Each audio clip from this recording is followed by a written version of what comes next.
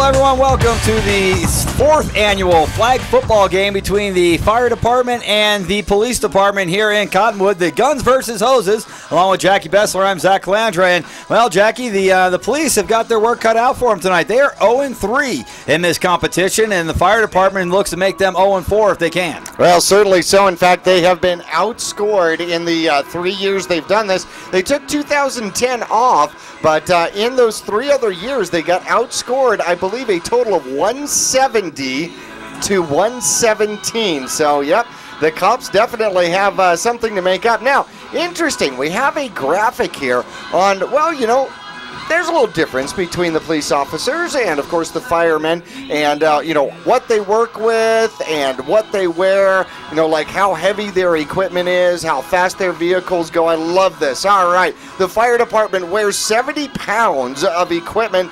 The police department just 20 pounds, so working with a little bit lighter weights there. Hours worked per week, 50 to 40. You know what, you talk to some of the cops, they may not agree with that, but right. I like this one. Top speed of the vehicle. That's where the police department makes up for it. It certainly makes up for it. However, I don't want to be in front anywhere near a fire department or fire engine going 70 miles an hour either. No doubt about it. Well, Jackie, this should be a great game. A lot of the people playing, the athletes playing in this game are from our local fire departments and our local police force. So that's always fun. Some of the guys are former Marauders out there and get a chance to come play on the turf, which they didn't get to when they were here in high school. So it's a nice showing from both the squads. I know the police department was real excited about their numbers this year. Last year they said they only had about 10 guys. This year they're approaching 20. So as this game continues to progress and year after year, they're getting more and more people committed to it, and that's nice to see. And more people in the stands as well, because it is a fundraiser to help the Red Dot Club, which, of course, all those proceeds going to Mingus Marauder football. And, you know, it takes somewhere in the vicinity of $400 to $500 to equip and transport and send all the tournaments each Mingus Marauder football player. So,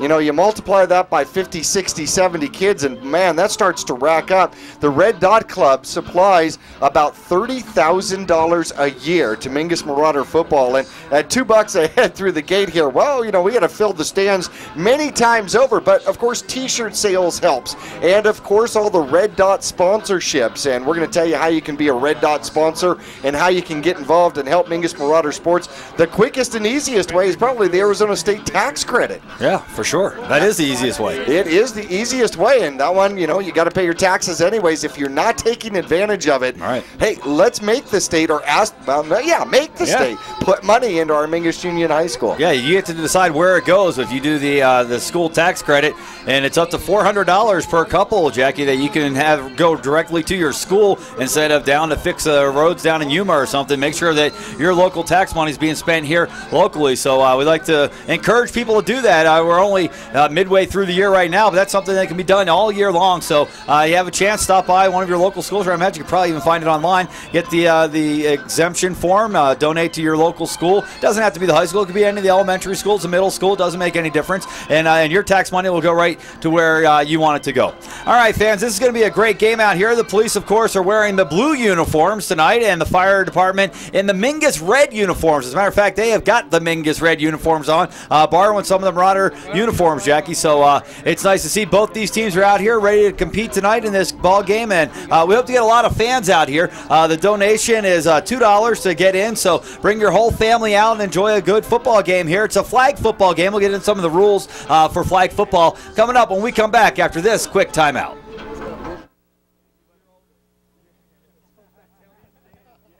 Hi, I'm Captain Larry Dawson with the Cottonwood Fire Department, here to talk to you about cooking safety in your home.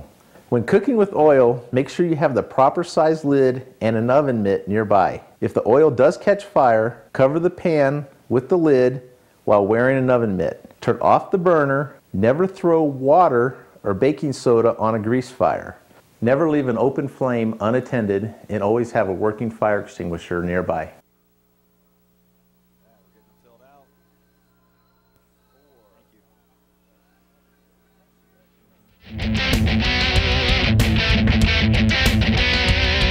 Along with Jackie Bessler, I'm Zach Calandra. Glad to have you along for the Guns versus Hoses annual flag football game, a fundraiser for Mingus High School. And Jackie, we've got some of the updates here as to actually how they're going to play this game here tonight. Flag football, obviously, you don't play 11 men with pads. They've got the flags. That's how you do the tackling. A lot of people think flag football is not a physical football game, that you run around, you pull each other's flags off. Jackie, this game does get physical. These guys hit each other up on the line. They blitz. They come after the quarterback. And sometimes, instead of giving up the touchdown, you make the tackle. Right, and you give up the penalty yards, and you make them run another play. Well, yeah. Well, you know what? A couple of different rules. First of all, both teams are supposed to be allowed 7 players. Right. As I understand it, they may up that to 8 here today. 8, so they can get more players on the field, they say. Exactly. No kicks, no punts. Each team will take the possession at the 5-yard line, which in our case is going to be the 15 because it is a shorter field. 80-yard field. They'll play from the 10 to the 10.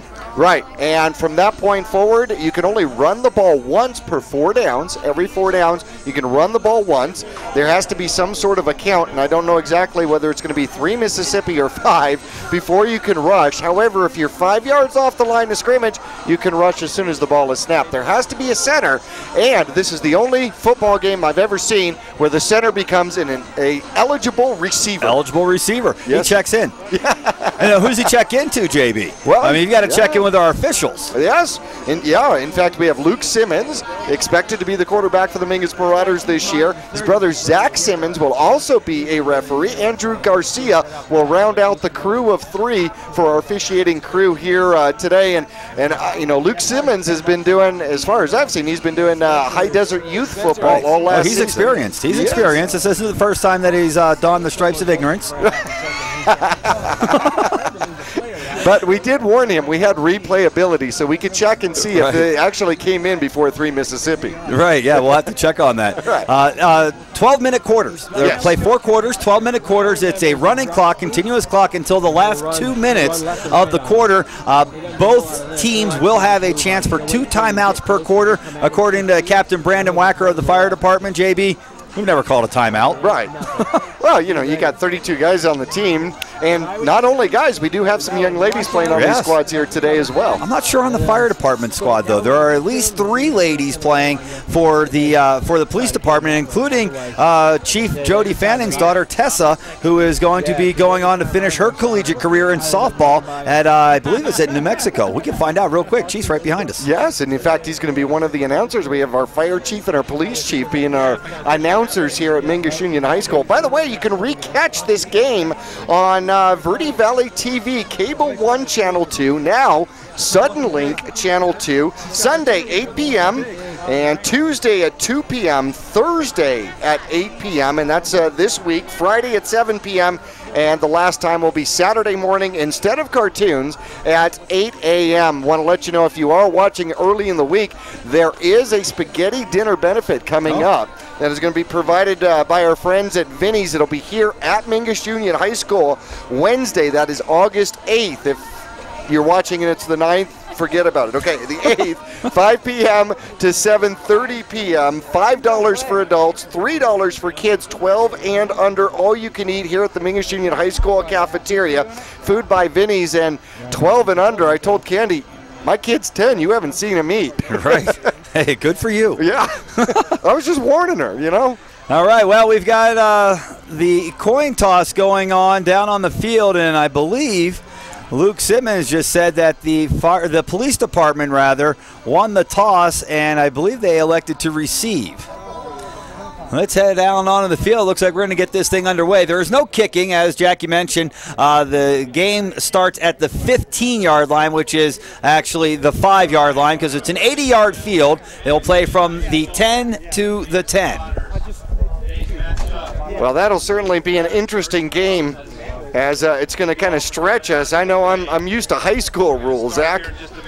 Well, JB, they said no Marauder burgers tonight, but I see some pizza flying through the stands. Ah, yes, pizza is available through the snack bar. And, of course, we have our cheerleaders tonight. There will be halftime entertainment, and rumors are it will involve Zumba. Not for me. Cottonwood Fire Department. Captain is number 87, Brandon Wacker from the Cottonwood Fire Department. Also, we got number 65, Cameron Atkinson from the Cottonwood Fire Department. Number 57 is Dustin Chambliss from the Verde Valley Fire Department. Number 10 is Brian Parker from the Summit Fire Department. Number 12 is Spencer Young, former quarterback here at Mingus and head coach Bob Young's son. Spence will wear number 12, and he'll be the quarterback tonight. Number 5 is Tyler Rezonico from the Camp Verde Fire Department. Number 15 is Robert Stokes from the Cottonwood Fire Department. Number 16, Jordan Baker from the Sedona Fire Department. I'm sorry, Baker's wearing number 80. Number 69 is Pat Oem from the Camp Verde Fire Department. Number 86 is Nick Garcia. Number 54 is Tim Bishop. 53 is Colby Cook from the Cottonwood Fire Department. 22 is A.J. Purington from the Verde Valley Fire Department. Number 70 is Jeremy Dirksen. 20 is Sean Guth, rather. Number 79 is Cordell McKeever. 14, Chris Rice. 68 is Andre May. Number 71 is Sean Kuykendall, I believe. And number 23 is Sean James. Police Department. Number 20 is Tate Steerley. Number 21, Ryan Gibson. 22 is Doug Yatsenko. 23 is Desiree Torrio. Number 24 is Doug Brown. 25 is Chad Sim. 26 is Jody Mockuk. 27 is Tessa Fanning. 28 is Sean Moncrief. 29, Rusty Sanfelice. Number 30 is John Huey. 31 is Carlos Godina. 32 is John Bouchard. Number 34 is Ashley Sin. 35 is Aaron Scott. Number 36 is Nathan Hubersey. Number 37 is Corby Rice. 38 is the quarterback, Scott Deaver. And the captain, number 39, Kevin Mari. Oh, they're going to start at the 20, JB.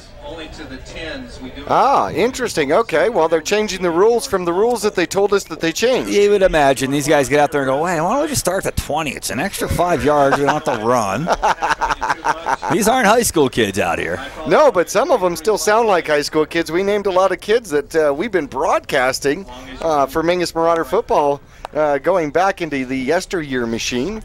So the Guns, the police department, will have the ball first. They've got 8 players out on the field right now, and they're still in their huddle talking things over. Now, the players wear flags. That's how you make a tackle. You've got a flag wrapped around your waist. You've got 2 flags, one on either side. And it looks like the guys on defense aren't going to worry about the flag so much, or at least not all of them. Or who's that? That's Wacker out there. It's just talking things over with the defense. And apparently it doesn't look like there's enough flags to go all the way around for the fire department, because most of the guys sitting on the sideline don't have any flags on right now. Well, yeah, they got to share flags. We are obviously, that's going to be the next fundraiser we do, is to raise flags for the fire. Yeah, right. Makes sense. Oh, here comes the fire department showing their muscle as a couple of the 70-mile-an-hour fire trucks pull in. Well, that's great. We already got 2 ambulances out there as well. So, well, those might be for personal reasons, right? Yeah, well, we hope not. No. Everybody's got to get up and go to work tomorrow. Well, each one of those units is stocked with extra oxygen in case. There you go. Now we're talking. All right. Looks like the police department's going to go from the shotgun, dropping back, looking to the right, and looking for somewhere to throw is Deaver. Deaver finds a man in the middle of the field. He's got a pass complete and trying to break tackles and falling to the ground, which will also count as being down at the 35-yard line. Catch and run by Doug Brown that time, and it's going to be close to a first down depending on the spot of the ball. It's 15 yards for a first down, JBL, and it's across the 35. So that's a first down, 1 play, 1 first down, and the police department's on the move. Generous spot out there by Simmons. 3 receivers on the right. And 1 rusher comes in. He's picked up immediately. Deaver looking to throw again. Deaver going deep down the right sideline. He's got a man, but the pass is incomplete and out of bounds down around the 30-yard line of the fire department. Will bring up second down and 15. Intended for Tate Steerley out there, who almost took out the tripod of the Verde Valley TV camera. At least it's just a tripod. Right, exactly. I was really happy not to see the camera. The camera's on the shoulder down there. Oh, all right. Okay, way to be. Hey, and right on the goal line, too. We like that. See if we can get more of that this season, huh?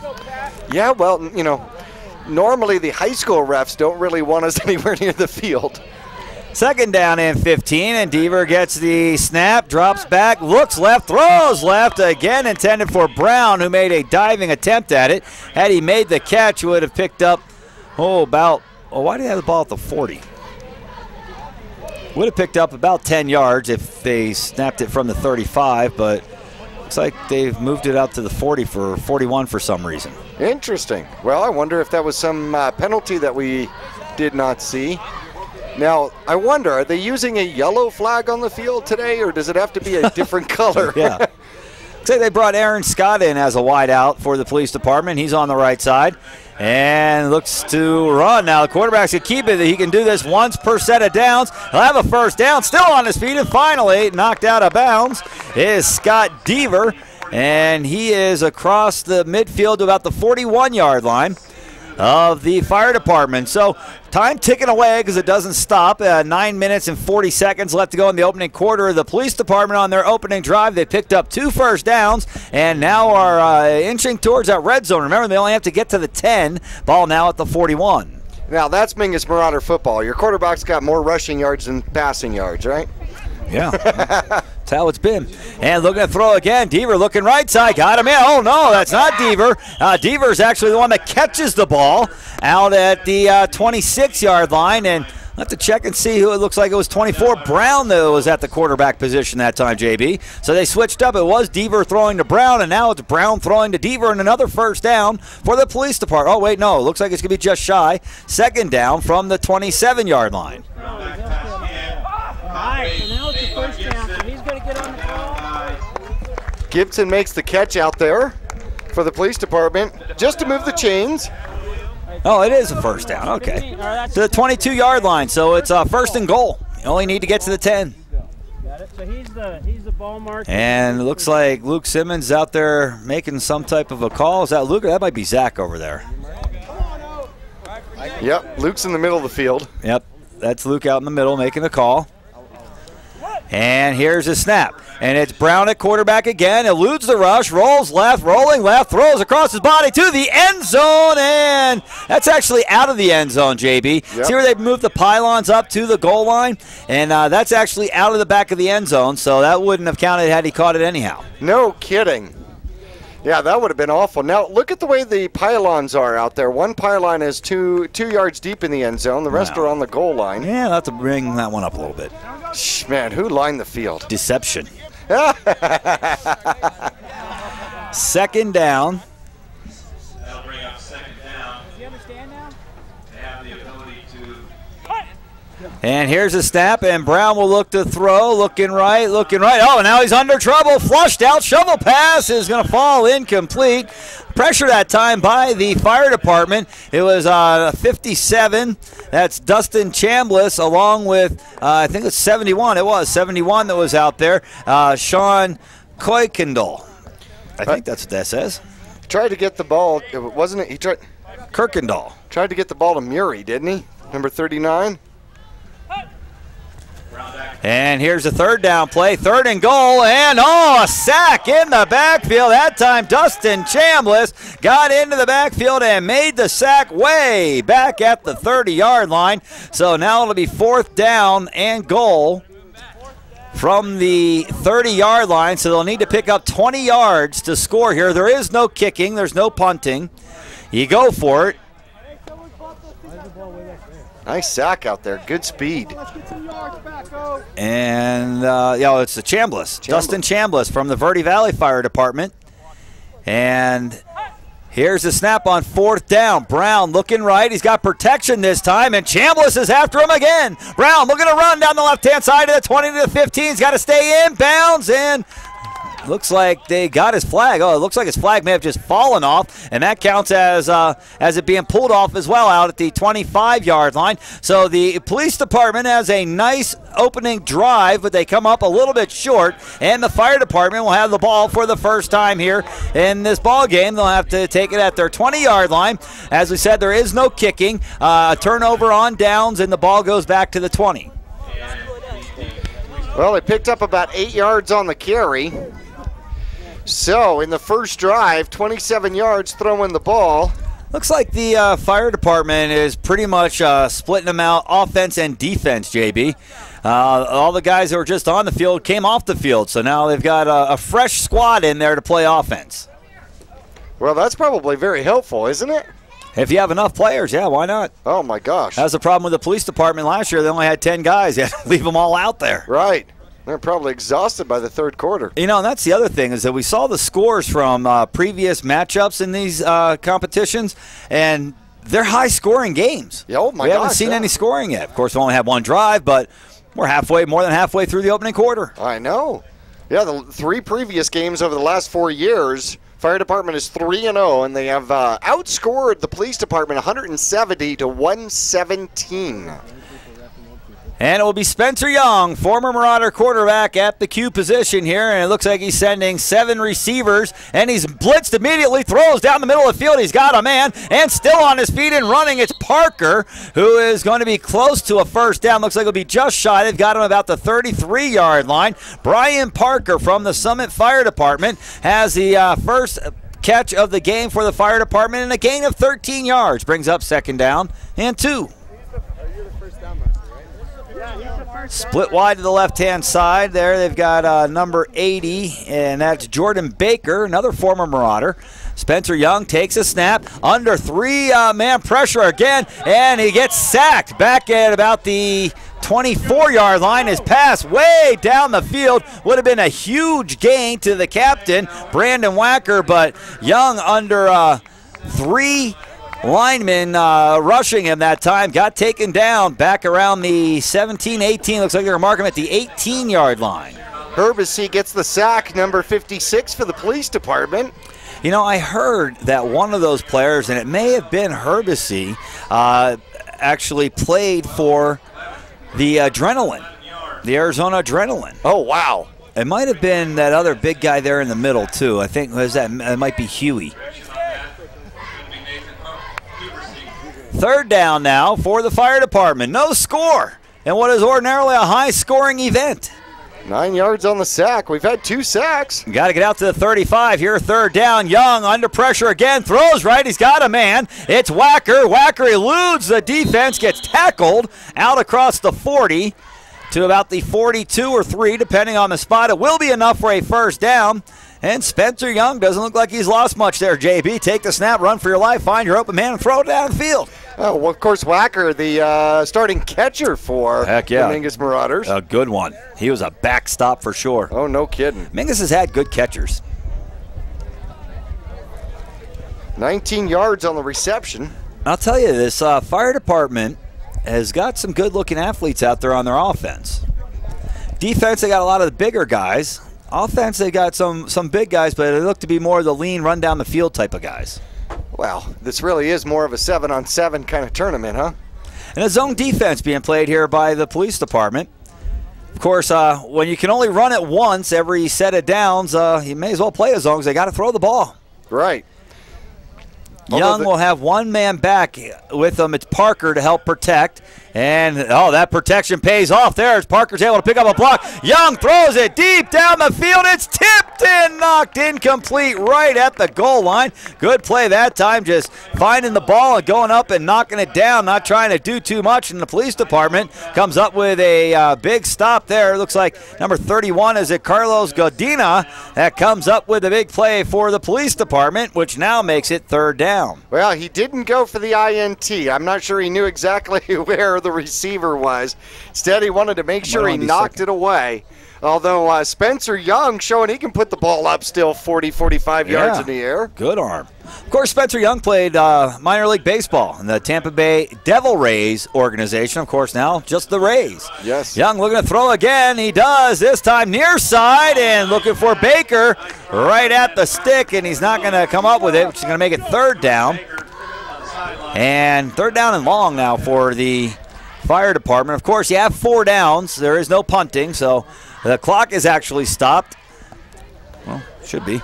With 1:33 left to go here in the opening quarter. Well, maybe they changed that rule, too. Yeah, may have. Again, these are grown men out here. Run that clock. I remember it does.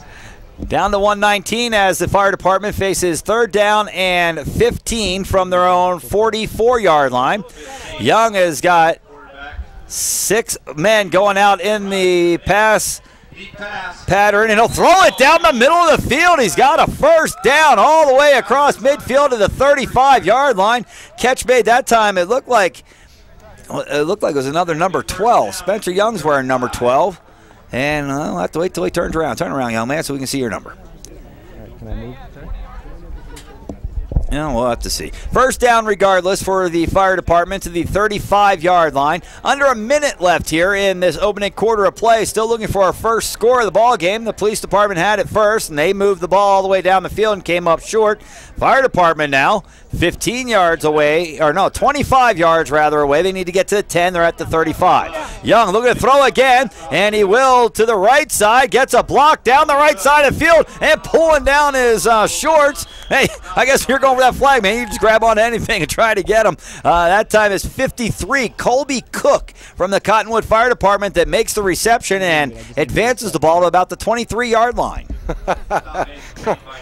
Yeah, I wondered if we were going to see any depancing. Yeah, you wear two pairs of shorts in this game. Oh, yeah, you do, don't you? It's like on the Olympics. I hope everybody's had a chance to watch the Olympics. Man, it's been great. But that water polo, JB, those guys wear 3 pairs of shorts in the pool because you could lose the first 2. Spence looking to throw again. Spence down the middle. He's got a man at the goal line, and he's in. And the fire department will strike first. Reception made in the end zone by Tyler Rezonico from the Camp Verde Fire Department, and we have our first score of the game. 37 seconds left in the opening quarter of play, and it is 6-0. The fire department with the lead. Now, here's the interesting part. On the extra point, there's no kicking. If you go from 5 yards out, it's worth 1. If you go from 10 yards out, it's worth 2. So they've marked the ball to the 20-yard line. They're going for 2.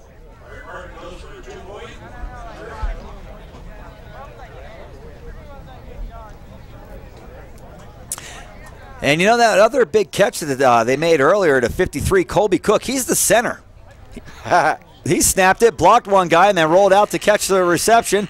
Young looking to throw, fires to the end zone, in and out of the hands of the intended receiver. That time it looked like it was Jordan Baker who dove for it, tried to come up with a play, and just a little bit too far out of his reach, and it falls incomplete. That leaves the score at 6-0. The fire department leads the police department. The police department has the ball back when we come back after this.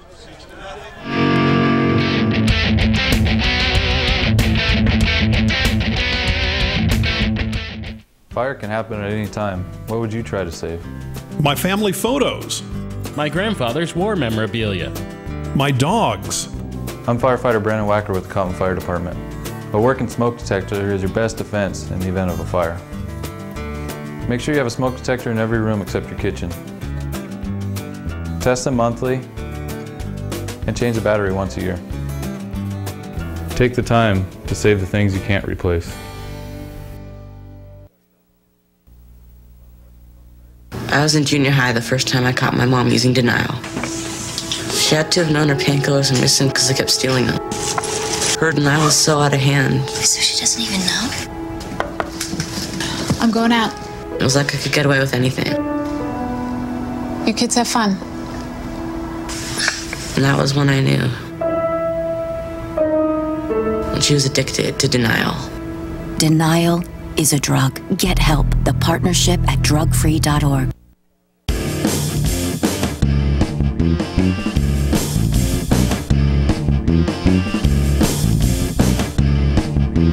Back at Mingus High School, the fire department scores first. They lead 6-0 after not being able to convert the extra point. And the police department has the ball, looking to run option. A pitch in the backfield, caught in the backfield, and flags down, whistles blowing, and the police department lost a couple of yards that time, trying to go with a little razzle-dazzle, and it cost them a couple of yards. Back to the 18-yard line, where it will now be 2nd down and 17.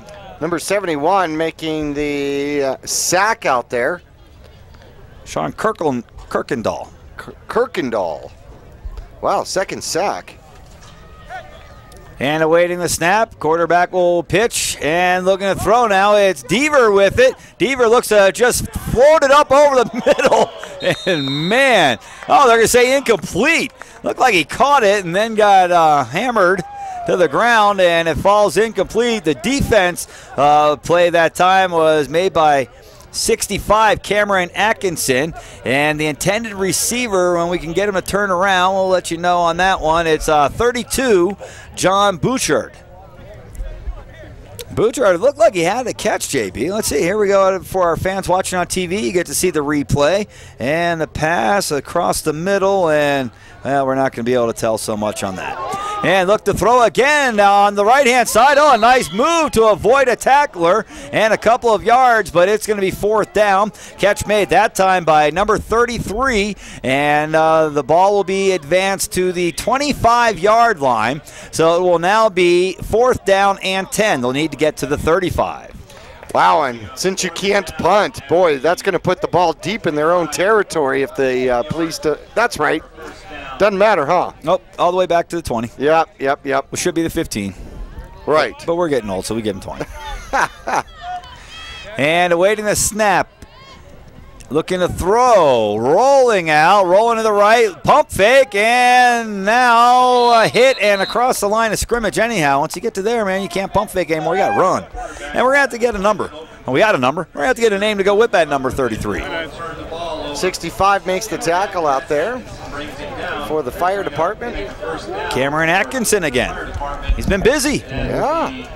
Now that'll back the fire department up. They won't get the great field position. They'll have to move all the way back to their 20-yard line. However, the fire department leads 6-0, and they've got the ball back. We're down to 9.5 minutes left to go here in this second quarter of play. Well, we've seen 3 quarterbacks here for the police department so far. 3 different quarterbacks, so we'll wonder if that's going to continue as they're switching players in and out here at Mingus Union High School. Hey, by the way, I want to let you know this is a fundraiser for Mingus Union High School football for the Red Dot Club. And if you have not become a Red Dot member, you can do so. Well, you know what? It's pretty easy. And you can get in touch with our friends who are doing all the Red Dot. Lori Simmons over at Chase Bank, Frank Vaca also as well. And you can join business as well. Let's see. Let's go to the top out here. Let's see, Vince's Auto Body, $1,000. We want to thank them for being a Red Dot sponsor this year. Here's the snap. Spencer Young, pump fake, now leading some traffic, and he's going to fire it up deep to the right side, and flags are falling on the field. The catch is made. Wow, what a tremendous grab. That time it's Brandon Wacker going up high and making a catch in what appeared to be triple coverage. Wow, Wacker got it done that time. Young floated it up there and gave his receiver a chance to box out and get some position. He came up with a big catch for the fire department, who are in scoring position again. Ball marked at the 34. 46 yards on the reception, and you're right, he did go up in traffic, although I did see a yellow flag on the field down there, so I don't know if somebody actually lost their flag in the process of that play. Well, Young, working from the shotgun, has done a nice job here tonight so far. He's got his team ahead and on the drive again. He'll find an open man this time. It's Jordan Baker, makes the reception and is immediately tackled by Aaron Scott at the 30-yard line. It's a gain of 4 and brings up 2nd down and 11. Well, we've got a decent crowd out here tonight, JB. This is what it's all about. We've got our fans out here rooting on the fire department and the police department, and it's a great community event. We'd like to see it get bigger as time goes on. Of course, these guys play each other in lots of stuff. We already earlier, or last fall, I guess, we broadcast the Guns and Hoses basketball game. I imagine they should play softball. If they don't, I think that's probably next. Well, certainly think so. Got the facilities for it. Yeah, it was fun doing the basketball games. And 2nd down and 11 now from the near hash mark. Young shouting out the instructions, taking the snap, rolling right, throwing right. He's got a man, Baker, at the 20. Baker will elude a tackle, trying to stay on his feet and roll down inside the 15-yard line. I remember the 10-yard line is the end zone, so he was close. They're going to mark him at about the 12, I think, and it will be 1st down and goal for the fire department. And this, Jackie, I think is where you might look for your one run. Well, Spencer Young, pump fake to the right, run to the left. Yep, just find a hole somewhere. Either that or the police department may have to have 3 men up there at the line of scrimmage to defend that, which is going to leave somebody open somewhere. I'll tell you, I want to see this number 86, Nick Garcia, get in the game for the fire department.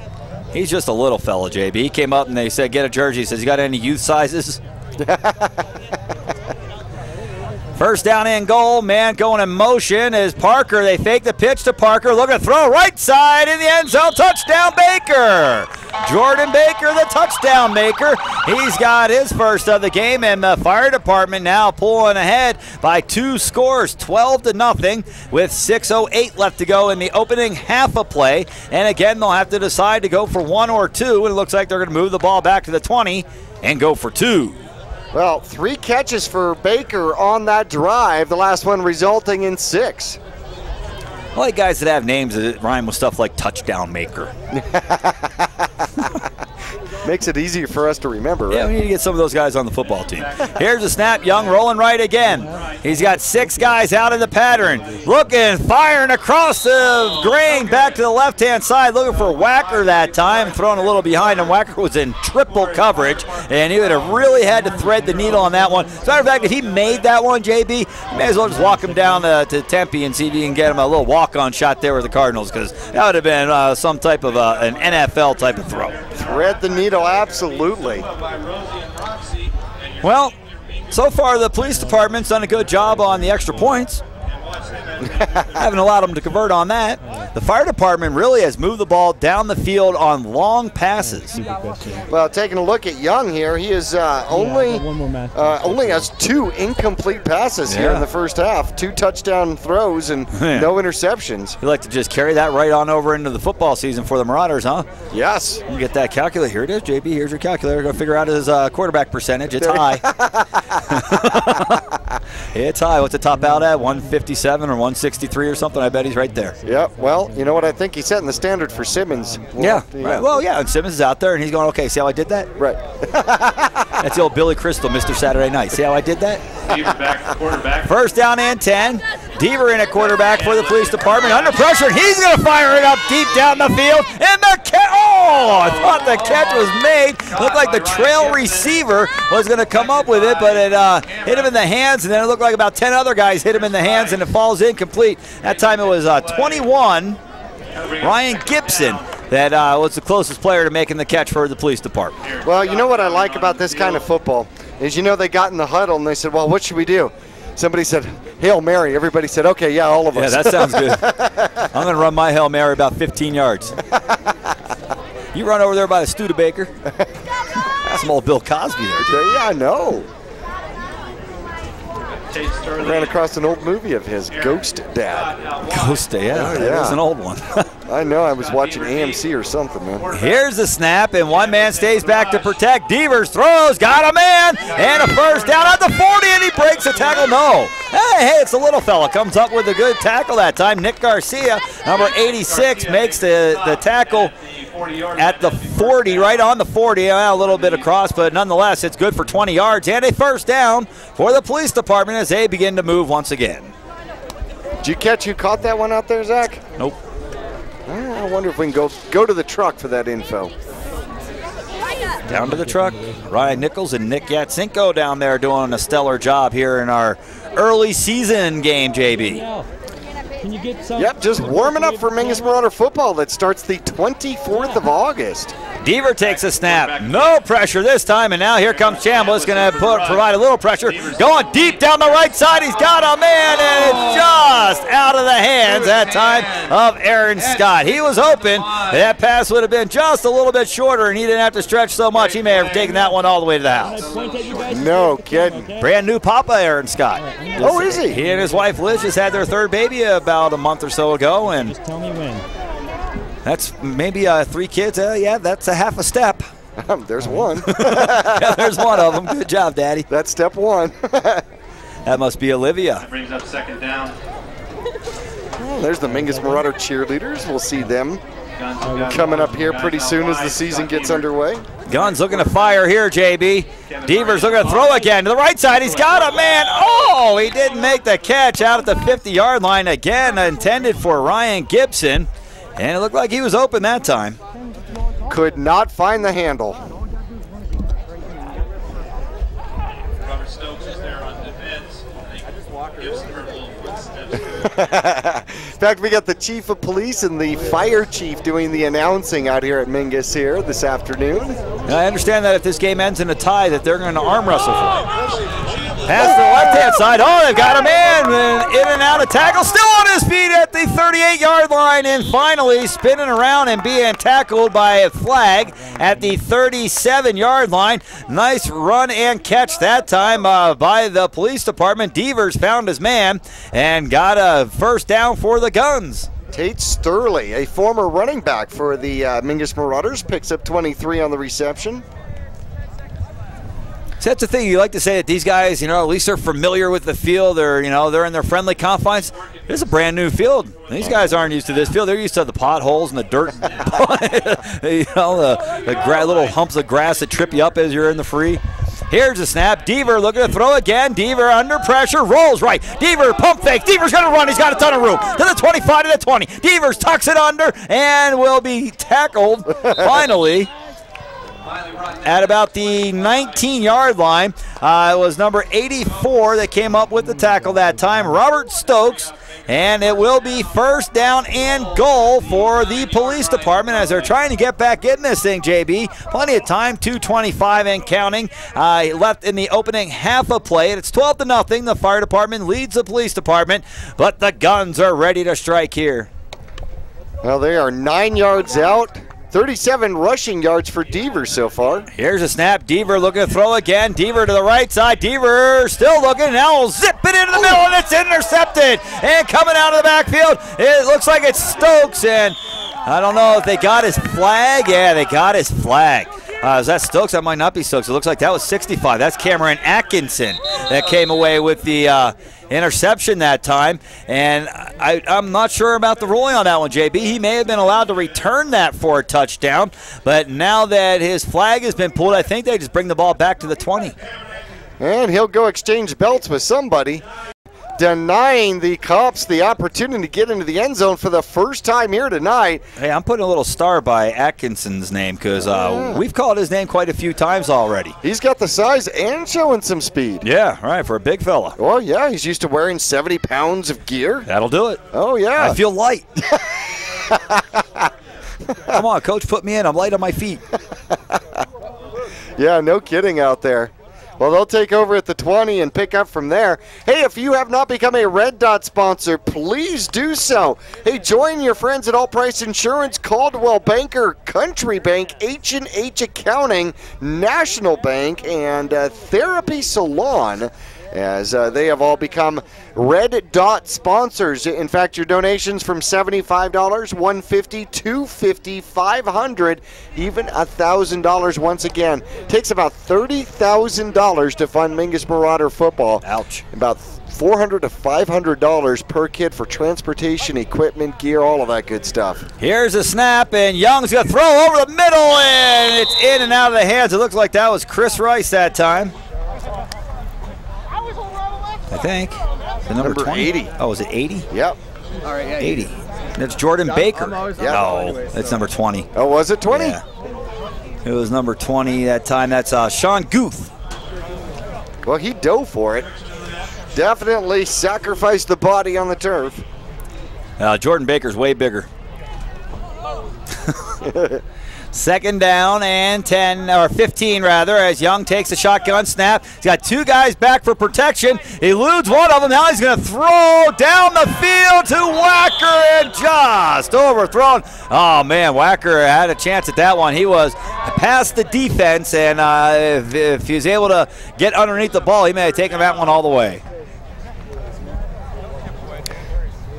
Want to remind everybody out here, the spaghetti dinner coming up Wednesday, August 8th. If you are watching this broadcast on Channel 2 after that, well, then you missed it. But 5:30 to 7:30 here at Mingus Union High School, $5 for adults.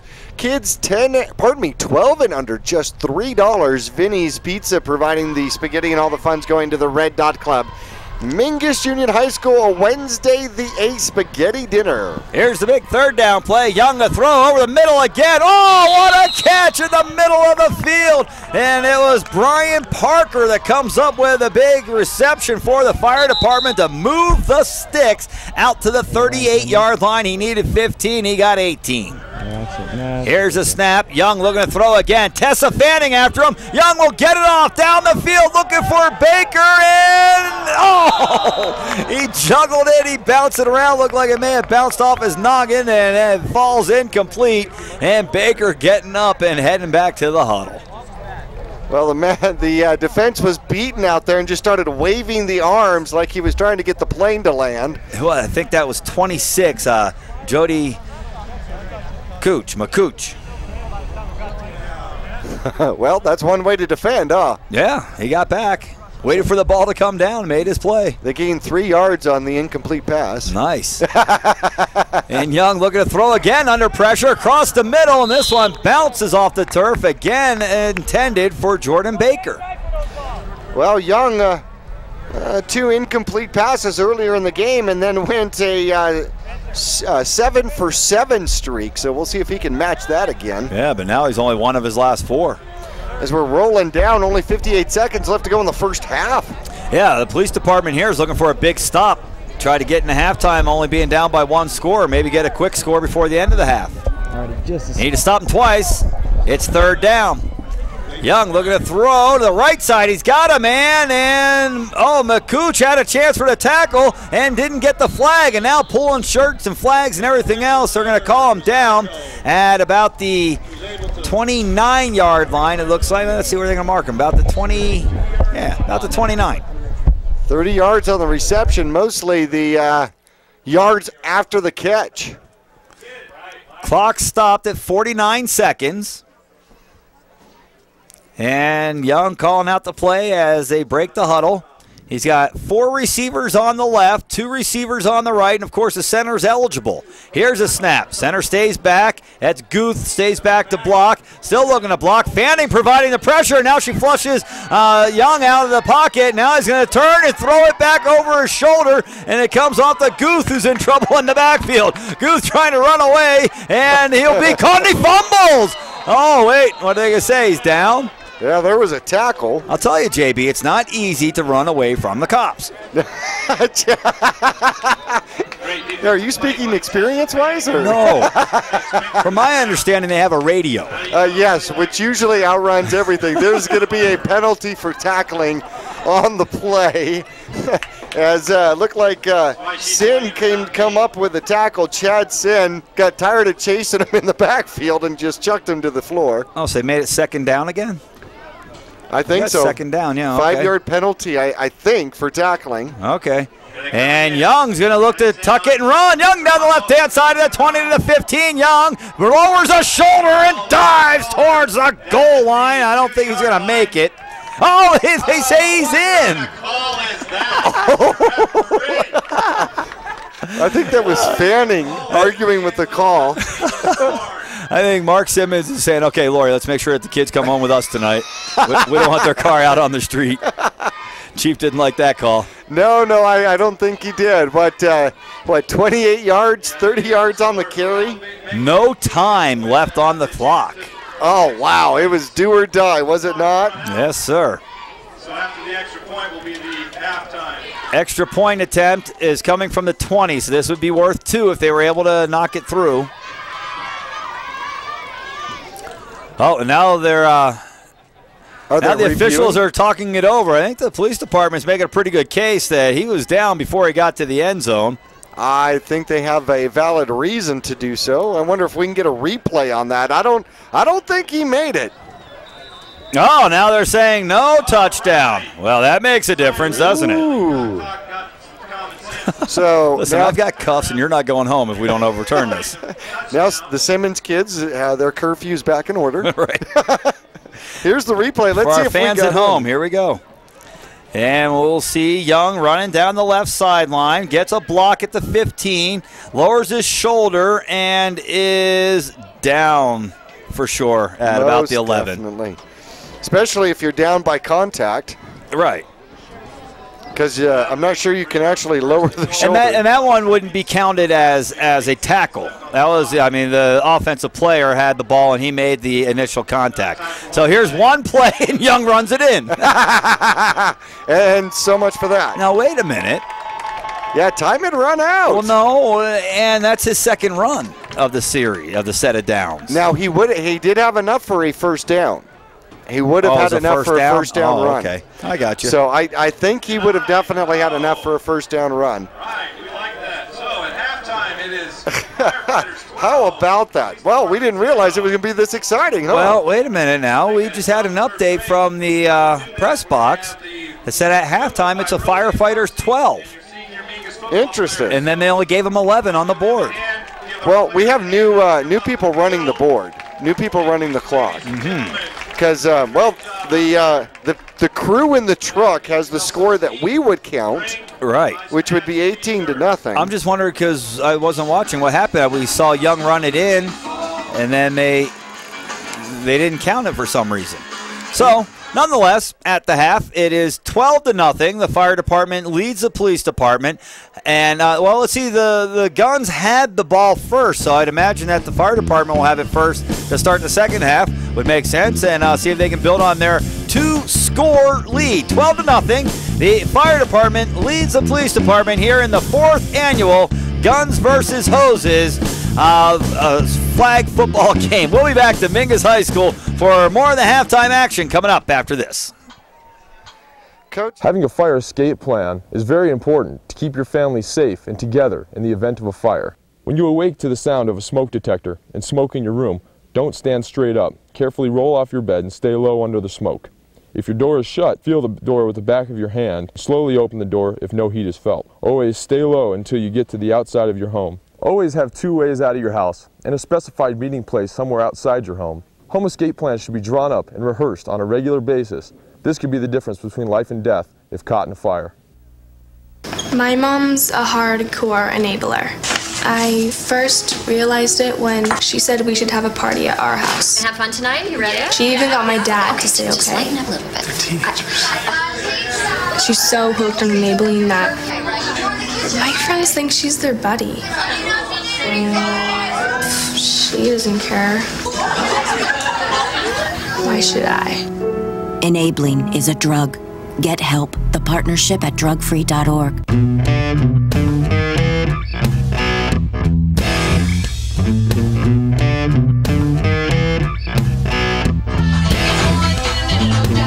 Back at Mingus High School, it is halftime of the 4th annual Guns and Hoses flag football game, and the Hoses lead it 12-0. We are joined here at halftime by Mingus Bronner, new athletic director Mark Owens.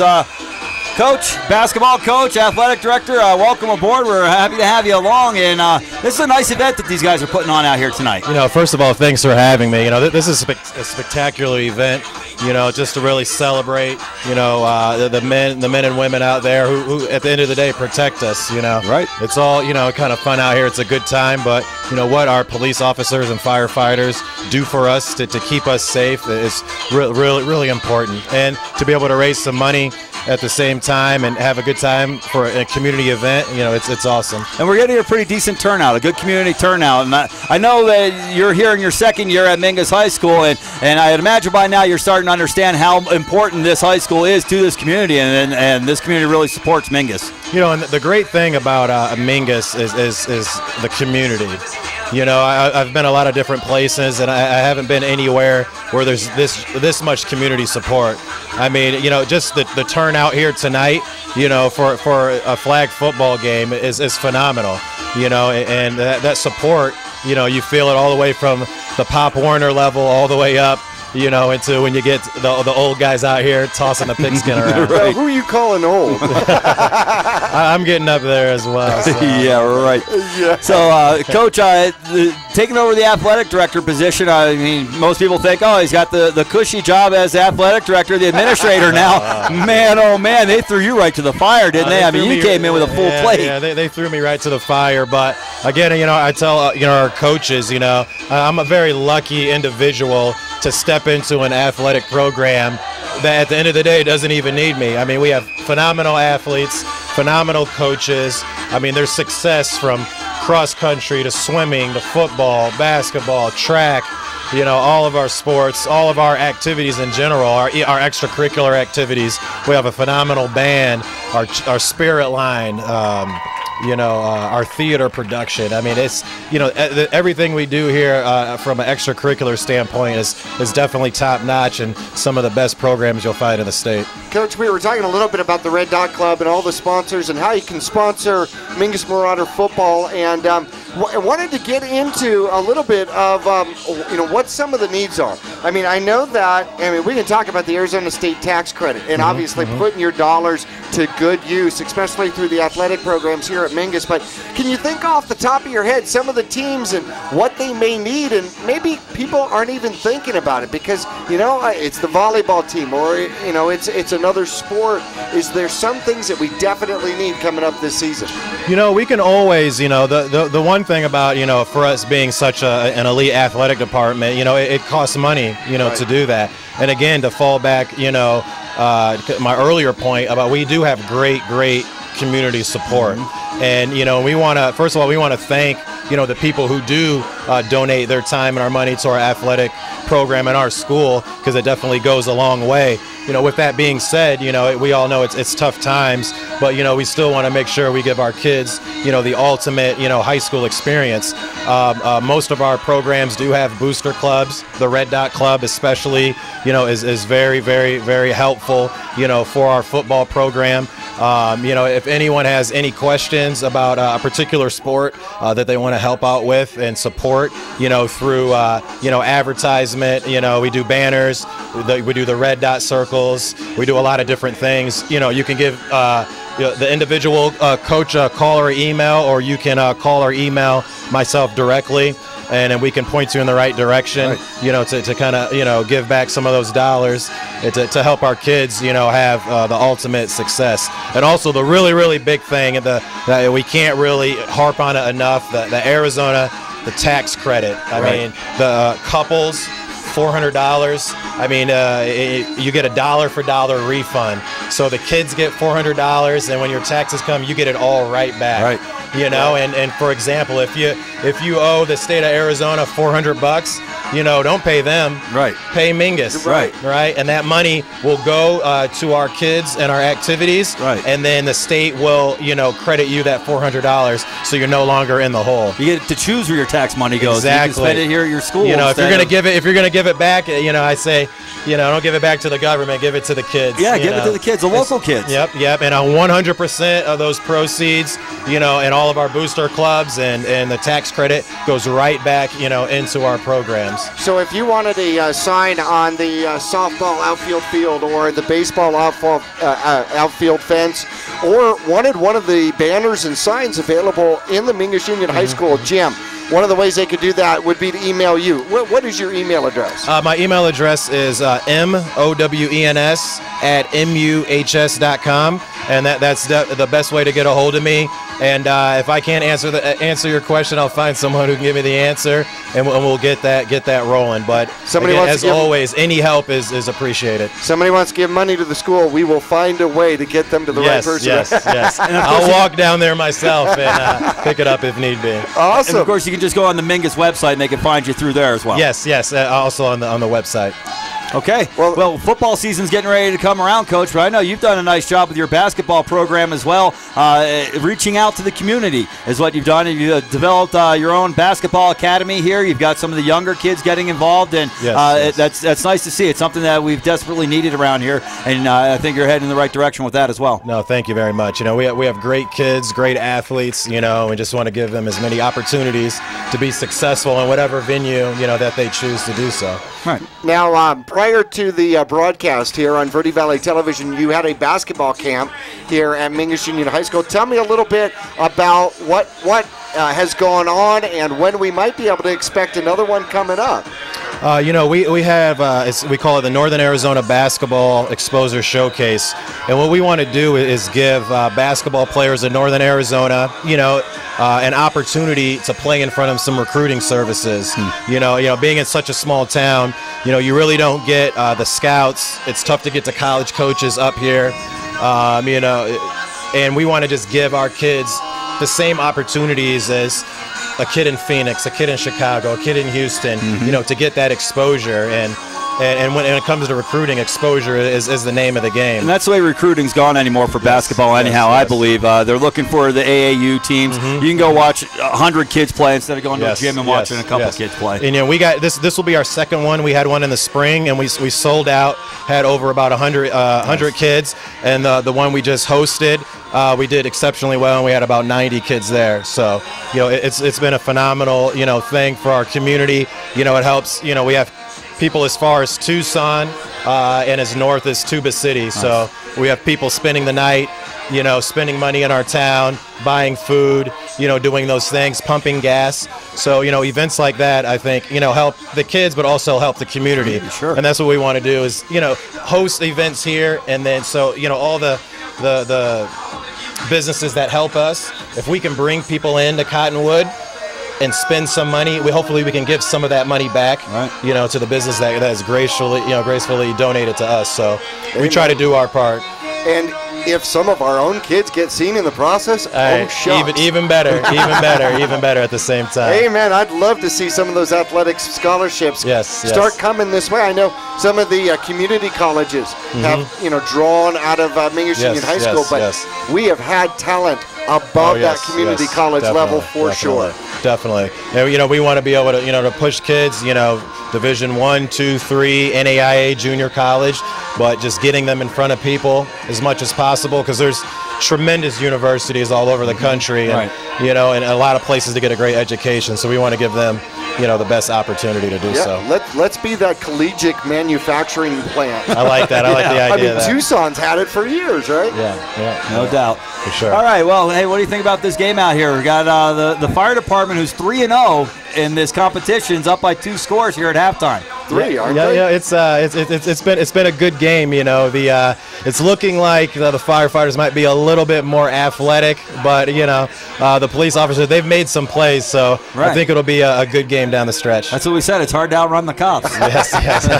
They don't stop. They're always lurking. They're always lurking. Yes. Coach, thanks a lot. Hey, thank you. We appreciate your time, appreciate it. and we'll talk to you throughout the season, I'm sure. Yes. All right, thanks a lot. Very much. All right, fans, let's take a quick break right here. At halftime, we'll come back. The teams are ready to go. We'll come back with second half action coming up right after this.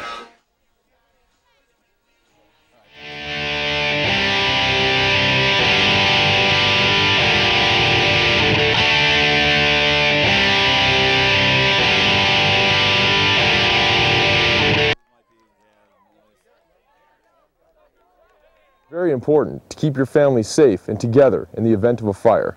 When you awake to the sound of a smoke detector and smoke in your room, don't stand straight up. Carefully roll off your bed and stay low under the smoke. If your door is shut, feel the door with the back of your hand. Slowly open the door if no heat is felt. Always stay low until you get to the outside of your home. Always have 2 ways out of your house and a specified meeting place somewhere outside your home. Home escape plans should be drawn up and rehearsed on a regular basis. This could be the difference between life and death if caught in a fire.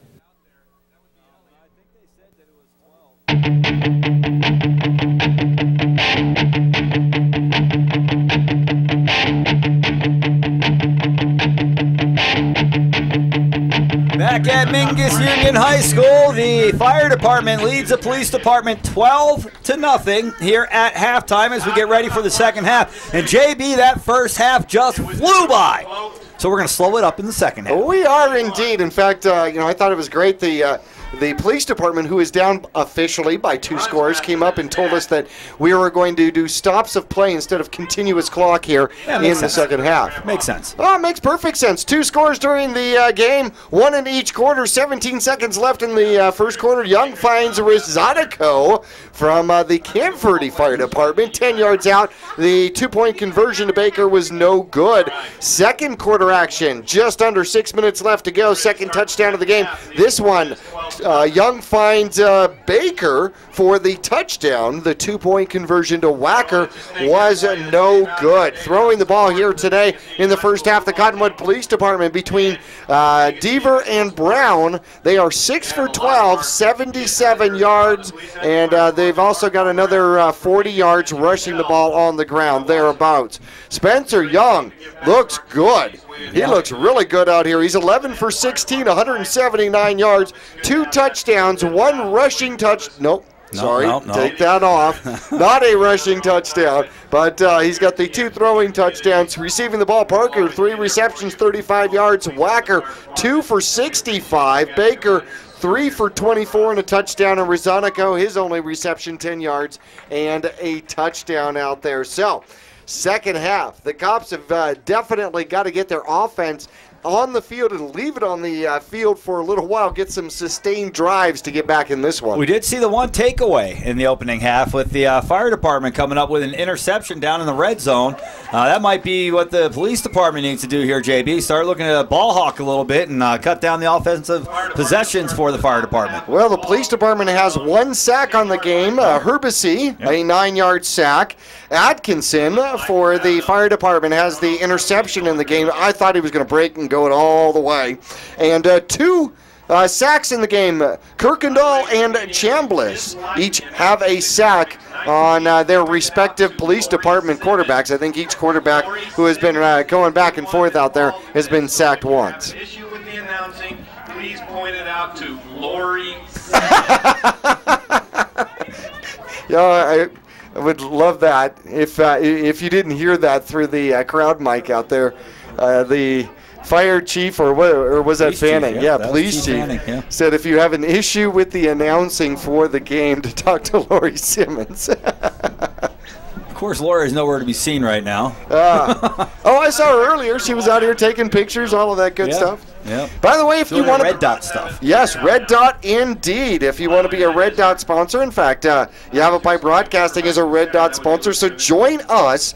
All Mat Equipment, Arizona Smile Designers, Century 21 Sexton Realty, as well as Dairy Queen and Gray Fox Ridge. All Red Dot sponsors, and all at the $250 level. $250 can go a long way. Remember, $400 to $500 to equip, travel, and feed all of these kids. By the way, I want to say a big thank you out to Renegades. Renegades feeds the team on all of the home games. They feed the team, which is absolutely phenomenal. And Verde Valley Medical Center supplies all of the away game meals, their box lunches for the away game. Reese's Tire, my gosh, what don't they sponsor? They do all the water for the team. And my goodness, and Vinny's is involved in so many things. I mean, Vinny is constantly giving food away. I think that's a quote from Candy when it comes to this football squad. Well, we're ready for the second half now as the clock winds down. Got a little bit of wind blowing. Old Glory's blowing over there. Our fans hope you had a chance to watch the Olympics. We've been hearing a lot of the national anthem, and we hope to continue to hear a lot more of the national anthem. As a matter of fact, the United States has now taken the medal lead and the gold medal lead. All right. China. And China's good. They got over 1 billion people, so I figure they have 4 times as many people as us. If we can beat them, we're doing all right. They got to be able to find one that's really fast in the water. They have. A couple of them. A couple of them. 12 seconds. Live with it. They get an extra 12 seconds. All right. Bonus. I wonder if they'll give me an extra 12 miles per hour. Spencer Young in at quarterback. No, I think 12's a little too far there. That's excessive. Excessive use of resources. That's what my last ticket was. Yep. Of finite resources. And here's a pass across the middle, looking for Parker, and hit him in the arms, and falls incomplete to his dismay. Brings up second down and 15. By the way, Northern Arizona Youth Football Division, High Desert Youth Football, getting underway. First games are scheduled to be Labor Day weekend. And last I heard, as of the time of the taping of this broadcast, which is August 3rd, we still needed a coach for the Majors Division and one more player. If you want to coach and volunteer High Desert Youth Football, it definitely needs you. Young looking to throw again across the middle. He's got a man, and flag yanked after a gain of about 2. That time the pass was caught by, let's say, 53, Colby Cook with the reception, and the tackle made by 29, Rusty Sanfelice. Cook had third and about 11 here now for the fire department. I think Cook had a reception in the first half as well. And Young will go from the shotgun. The center is Nick Garcia, number 86. And, of course, the center is eligible, as you mentioned there in the pregame, JB. Here's the snap. Young looking to roll right. Garcia trying to help Mount. Pass is to Baker on the right side. Baker eludes a tackle, and he'll have a first down. Flag pulled off at the 45-yard line. Tackle made that time by Carlos Godina, and Godina will stop the forward progress, but not before a first down. First and 10, men in red at the 45. Men in red. They went and borrowed those Mingus Marauder uniforms. I think they were a little dismayed that they weren't washed before they got them. Well used. Here's another pass, and oh man, breaking on the ball. Aaron Scott had a chance for a pick six. The ball was thrown behind number 5 that time, Tyler Rezonico, and falls incomplete. Boy, Scott got there a second earlier, JB. He's still running down the field. No kidding. Because he's about 35 or so now, and it's hard to stop. Well, you can't stop fast. That's how you bust an ankle. Spencer's ready to go again, the shotgun. And the fire department in a hurry again here. And all the blitzers are coming from 5 yards back, so they don't have to do a Mississippi count. No. And Young, flush from the pocket by Tessa Fanning, and he'll fire it deep down the middle of the field to the end zone, and it's caught in the end zone for a touchdown. It's 53. Colby Cook with another reception. This one for 6 points in the back of the end zone, and now the fire department has opened up a 3-score lead, 18-0, with 9 minutes left to go here in this third quarter of play. Cook putting in his bid to become leading receiver. He now has 3 receptions on the game, 56 yards and a touchdown. They'll bring the ball back to the 20-yard line where they'll go for 2. Yeah, you got to make up for it now. Young takes a snap. Two offensive linemen back to defend, and pass is incomplete. Looks like he tried to get it to Brandon Wacker again in the right side of the end zone, and behind him a little bit, incomplete, and that will end the extra point attempt. And the fire department scores on their opening possession of the second half. In the police department will have the ball for their first time here in the second half of play. And, man, they got their work cut out for them, JB. They're down 3 scores. Need to get something on the board here. Yeah, and they're going to have to start doing it quickly. Although here in the second half, they are stopping the clock, so that'll give them a few extra shots at it that they wouldn't ordinarily have with the continuous clock. Yeah, we'd be down to about 2 or 3 minutes left in this quarter by now. Yeah. Uh-oh. I heard that. Chief Fanning calling for the donuts. Has it gotten that bad, Chief Fanning?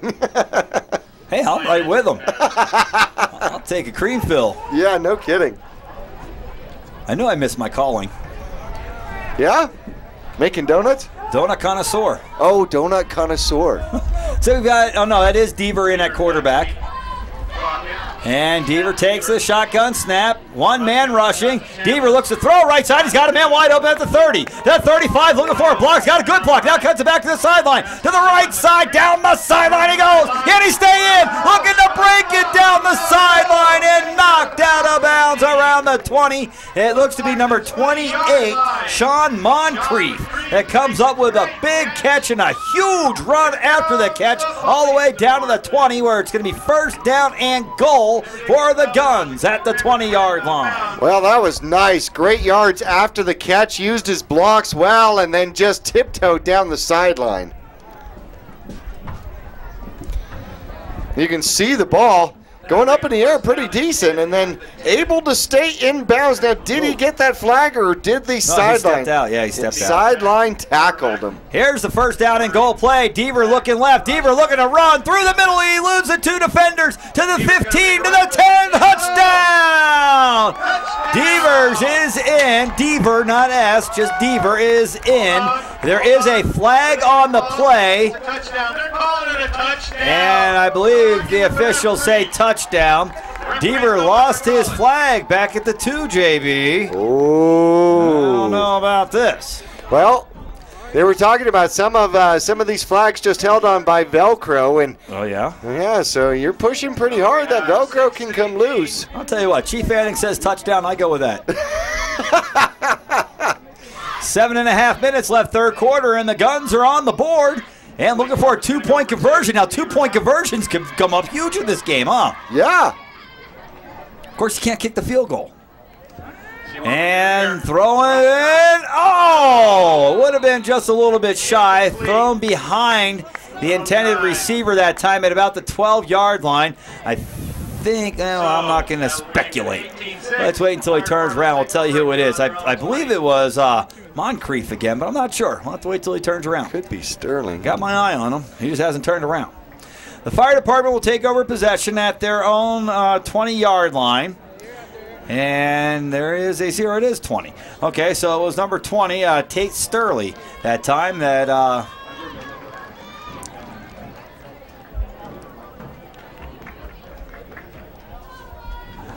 The fire department will take over now, and they'll have it at the 20-yard line. The score is 18-6 with 7:28 left to go in the ball game. And Spencer Young is back out at the quarterback position. Now, I heard that the police were going to use Tessa Fanning as a quarterback at some point in this game. Now, we know that she has got a cannon. She might be the one that they bring in to throw the ball deep down the field. The 60-yard bomb? Yeah. Problem is it comes down at some particular point and you got to catch it. Young standing at his 15-yard line, takes a snap, looks middle, looks middle, looks middle, still looking now, throwing over the middle. He's got Baker at midfield, and Baker is tackled across midfield at the 49-yard line of the Guns. So a big play on first down, a gain of 31 yards, and that seems to be the game plan here for the fire department, JB, is throw it deep down the field and let our big receivers run under it and do something. Well, he found himself wide open. That zone defense just did not perform well with that one. 33 yards on the reception. Young licks the fingers, waiting the snap. That's an old habit. There it is. Oh, Aaron snap. He's able to handle it. And under pressure, he'll throw again. And a tackle made immediately at about the 40-yard line. It's still going to be a gain of about 8 yards. Reception made once again by 53, Colby Cook. He's had a number of receptions in this game. Well, I thought they were going to be getting a whole bunch of different players out there because Young has only thrown to 2 different people here in the second half. He's picked his favorite receivers. Well, they're playing offense and defense, so the other guys play a lot on the other side of the ball. Young looking to throw again, looking for some protection. Fanning dives, misses the flag. Young wide open now, the chance to throw, looks to the right side, and catch that ball. Oh, man.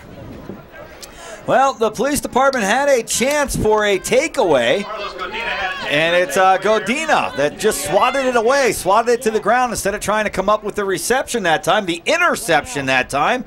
Something we talked about, this police department needs to come up with some takeaways. Right. Limit the amount of scoring opportunities by the fire department. Get that ball out of Young's hands. Oh, and there's a penalty. Oh, a big one. Oh, yeah. All the way out to the 50. Oh, he crossed the line before he made his pass. Oh, Young, you know better than that to go over the line of scrimmage. I'm not sure anybody knows where the line of scrimmage is. We've seen this ball placed in about 5 different spots. On the same drive? Yeah, on the same drive. All right, so it'll be third down now, third and a lot. Young looking to throw again. They've got a new rusher chasing him down, and Young will fire it up left-hand side, coming back for the ball, but coming up short is number 5. That's Tyler Rezonico again. Well, he tried to come back for it and did a little curl, but it was underthrown by a good 4 or 5 yards. Yeah, I think Young needs to get a little air out of that throw. Yeah, no kidding. A little more Brett Favre action. Throw it through their chest. Yeah, just in case he's watching, the wind was to his back. So it's not going to be long. We're going to say a little Brett Favre action, and all our youngsters are going to be saying, who? Right. No kidding. Well, pretty soon we'll be broadcasting these kids as kids. We already are. Oh, some of them, yeah. Young looking to throw again. Flushed out of the pocket. Young swats away the defender. Looking to throw. Still looking to throw. And he jump passes down the right side. And it's incomplete. He had Parker wide open. And the pass is thrown over his head. And we have a flag. Yep, we have a flag. He did the same thing. I think he picked it up and waved it off that time. Well, yeah, because it's fourth down. Fourth down, but Young went across the line of scrimmage yet again. Although he doesn't have a yard marker sitting here. No. Did you see him swatting away like that? Yeah, that's good play. I never saw him doing that when he was a Marauder. Now, I played this game, flag football, back, it was 1988, JP. And, that was one of the rules. You weren't allowed to protect your flag like that. No, you cannot protect your flag. And you also used to have 3 of them. You had one in the back also. Yes. Well, they're doing a 2-flag minimum here today because our next fundraiser will be to raise funds for flags. For more flags. Right. Yeah. It's a 2-flag maximum. Right. Oh, you got to love it. And then I heard you talking earlier, and that was one of the tricks, was wrapping it around your belt once. I never did that. Oh, yeah. Well, I never play by the rules, Jackie. I make my own as I go. 6 minutes left, third quarter. It's 18-6. The fire department with the lead. The police department with the ball. Now, and there's still plenty of time. It's only the third quarter. Most of these games have been 50-something to 30-something. Defensive. Oh, Deaver's going deep, and he's got a man. Oh, out of the hands that time. Number 20, Tate Steerley, had a chance to come up with a big play. I'll tell you what, this quarterback, Scott Deaver, threw a rocket down the field that time, JB. That one didn't have a lot of air under it. It had some oomph on it. Tate Steerley, in fact, I've coached with him a little bit in the youth football leagues. Boy, we're going to have to rib him on that one. He had that ball. It touches both hands. You got to catch that, right? Yeah, ordinarily that's a rule of thumb. If it hits you in the hands, you got to bring it in. Ooh, and Deaver looking to throw again. He's got protection in the pocket. Deaver looking to run, looking for some more protection. Now cut it back to the middle at about the 29-yard line. And flag pulled off. Looks like that's Chris Rice. Comes up with a play. Chris Rice. Yep, Chris Rice. He's on our all-decade team. He is indeed. Would love to see him out coaching that youth football, huh? Well, that doesn't make any sense why he's not. Deaver looking to throw again. Deaver looking left. And he'll throw left. He's got a man wide open to the 40, the 45, to the 50. And down the left-hand side of the field he goes. Tackle finally made at the 41-yard line. A big gainer for Kevin Murray. Murray, I believe that's his first catch that counts. And he makes it. No one picked him up. No one picked him up defensively. Found himself out there. Deaver did a great job of just pretending to look downfield and not seeing him. So he's got a little hitch in his giddy-up, JB. He's the captain out here today, so he better be leading by example. Deaver looking to throw again. Rolling right. Deaver under pressure. Launches it up to the back corner of the end zone and just out of reach and out of play. Man, he does have a rocket, doesn't he? If we're getting things ready for the regular season, shouldn't we have the cannon? Where is Jesse? I don't know, but that's a great idea. Although budgets have been tight and gunpowder is expensive. No. Budgets aren't that tight. That Marauder Club, they get their budget together and they go, okay, first thing we need is gunpowder. Check. Here's a throw over the middle, and tried to get it with a quick hitter before anybody knew what was going on. Deavers tried to launch it over the guy that was rushing and in front of the zone defense. That time intended for Doug Brown, but just a little out of his reach. And here's the big third down play. Deaver with one man rushing again. He eludes the rush, throws to the middle of the field. He's got a man in the end zone. Touchdown, Cops score with 5 minutes left. And the catch was made by Corby Rice, number 37. Wow, just like that, the Cops are back in it. Here's a replay for our fans watching at home. Right over the top. Look at that. 12 to 18. Hey, you get a step on the defense, your quarterback can find you. It can make a difference. And looking for the 2-point conversion. Deavers throws, and it's caught in the end zone. A 2-point conversion could be the difference of the game. The fire department scored 3 times, and they have not converted on the extra. The police department, rather, scores for the 2nd time and picks up the 2-point conversion. Tate Steerley makes up for the earlier missed catch. I'm not going to say a drop, but that's what it was. And comes up with a 2-point conversion here to pull his team within 4. That could be the deciding factor here. Well, we just said that.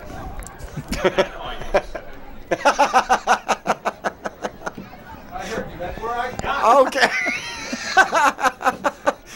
Little copyright infringement going back and forth between the press boxes. No donut for you. 5 minutes left in the 3rd quarter, and the Cops right back in it, JB. They're looking for another stop here. They stopped them the last time. And Young takes the snap. Fanning is the sole rusher for the police department. And Young will throw up top down the right side. And the ball is tipped away and incomplete. Looked like McCooch. Okay, yeah, McCooch is the one that got in there to make the play, number 26. Played. You know what I've noticed that the police department's doing is in the first half they were rushing 2 players. And so they were leaving an open guy out there on the field. Now they're only rushing 1, and it's giving them a better chance to match up defensively for the pass. Well, you don't want to give Young really any time with an open man. No, and Tessa Fanning seems to have plenty of motor to continue to chase him around as long as he wants to roll and scramble. Well, that's true. Now let's see if San Felice comes in too. No, he'll drop back into protection. And it looks like this time Fanning's just waiting for him to throw, trying to get her hands up. Pass down the left-hand side, looking deep for Baker, and it's incomplete. Defense that time by Nathan Hubersey. Well, he had the defense beat by about 4 yards, looked up into the lights. Lost the ball in the lights, right? Yeah. Lost the ball in the lights. Actually, that was probably... May have been the sun. As much as the lights. Could have been. Could have been. Yeah, the pass led him by about 2 or 3 yards. But sometimes when you're looking up over that shoulder, you have a tendency to slow down a little bit because, well, you know, you just don't have that balance anymore. Brings up the big 3rd down play, 3rd and 15 from the original line of scrimmage. Young looking out. Young's going to tuck it and run to the 25. Looking to get outside, and his flag is pulled off. Good defensive play that time by Nathan Hubersey. And a short gain. Well, they're going to mark him about 9 yards, it looks like. And they'll still be 6 yards short of the 1st down. 4th down and 6 from the 29. Well, Young, who had a phenomenal first half here, has more incomplete passes in the second half, 5. Actually, he's matched his total. He only had 5 in the first half altogether. Huh. And here's a big 4th down play. 4th down and 6 for the men in red. The fire department with a 4-point lead and the ball looking to pick up a 1st down. Young's going to run again. Didn't think he was allowed to. And he'll have a 1st down out to the 45-yard line. Yeah, I didn't think he could do that. Well, if they don't call it, I guess you can do that. Why'd that kid have a 1st down marker? There's only 1 rush per 4 down there, Mr. Referee. Not this time. No. This is like WWF. I think the rules changed by play. Not this time.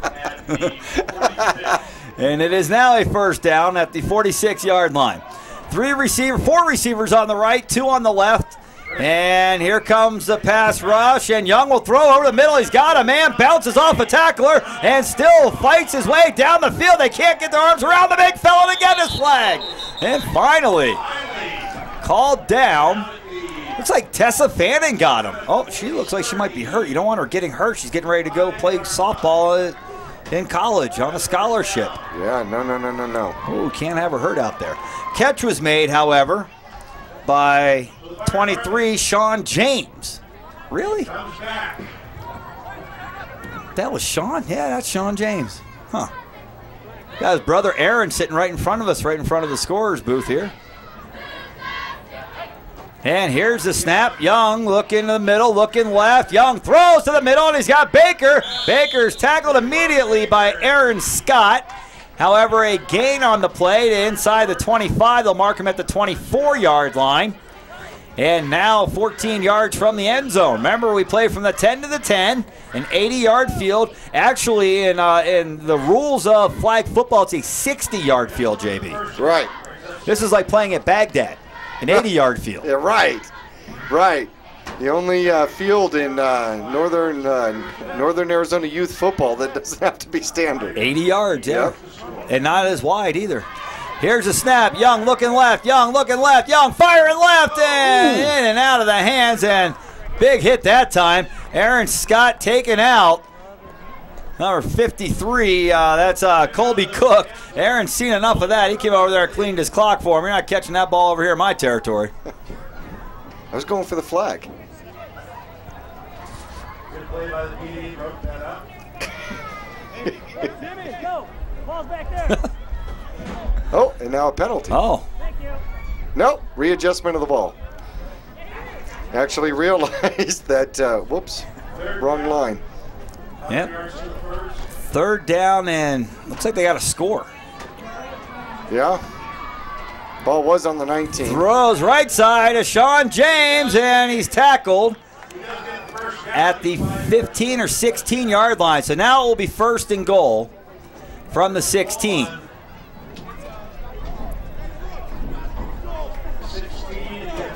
1 minute and 1 second left to go here in the third quarter. And here's a big defensive stand for the police department, JB. They're only down by 4. They can stop them here and get the ball back. They've got the whole fourth quarter. Thing is, you don't want to start getting down by 2 scores as you're getting in the fourth quarter.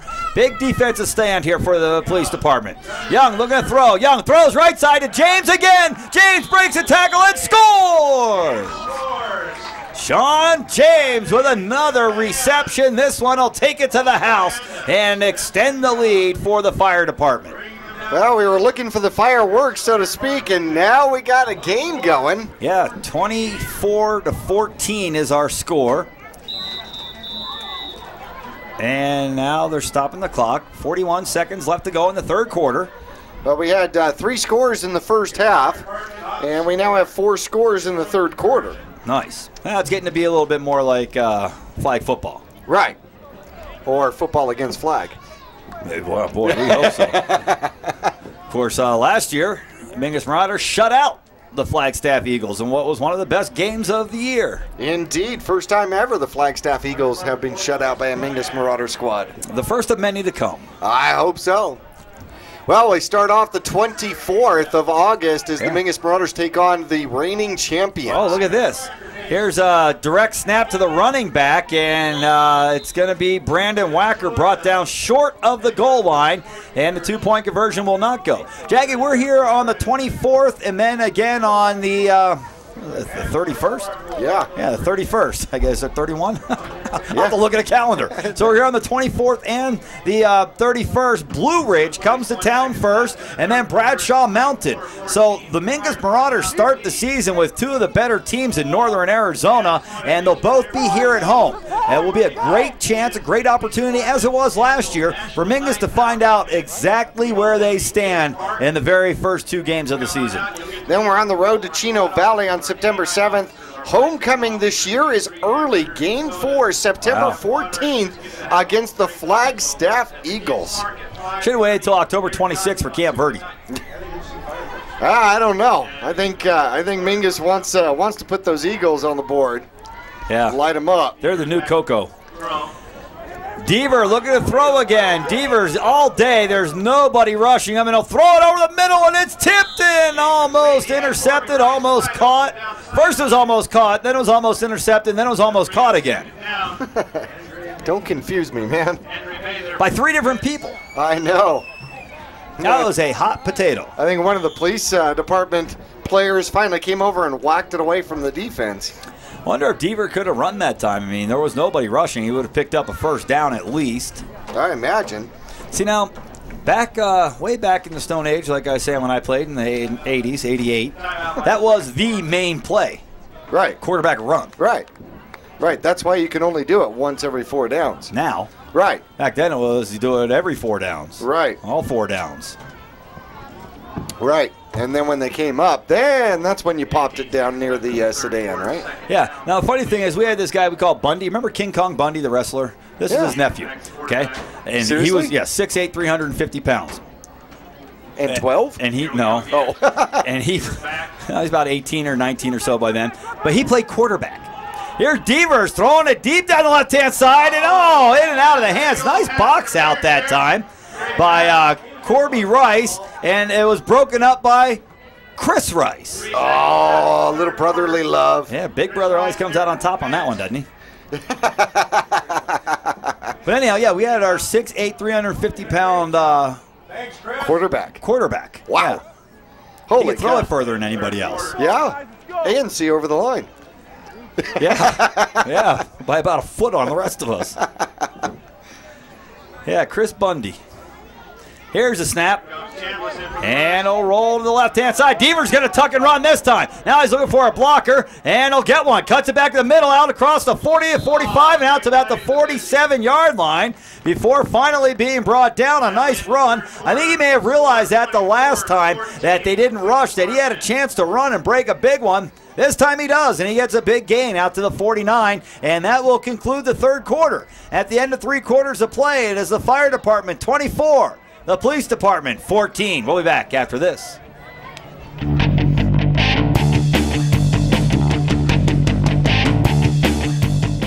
Hi, I'm Captain Larry Dawson with the Cottonwood Fire Department, here to talk to you about cooking safety in your home. The #1 cause of house fires today is lack of safety in the kitchen. Always set a timer while you're cooking. If a fire starts in your oven, close the door and turn the oven off. When kids are present while cooking, always use the back burners and keep handles turned in and out of reach of children. Never leave an open flame unattended, and always have a working fire extinguisher nearby. I was in junior high the first time I caught my mom using denial. She had to have known her painkillers were missing because I kept stealing them. Her denial was so out of hand. So she doesn't even know? I'm going out. It was like I could get away with anything. You kids have fun.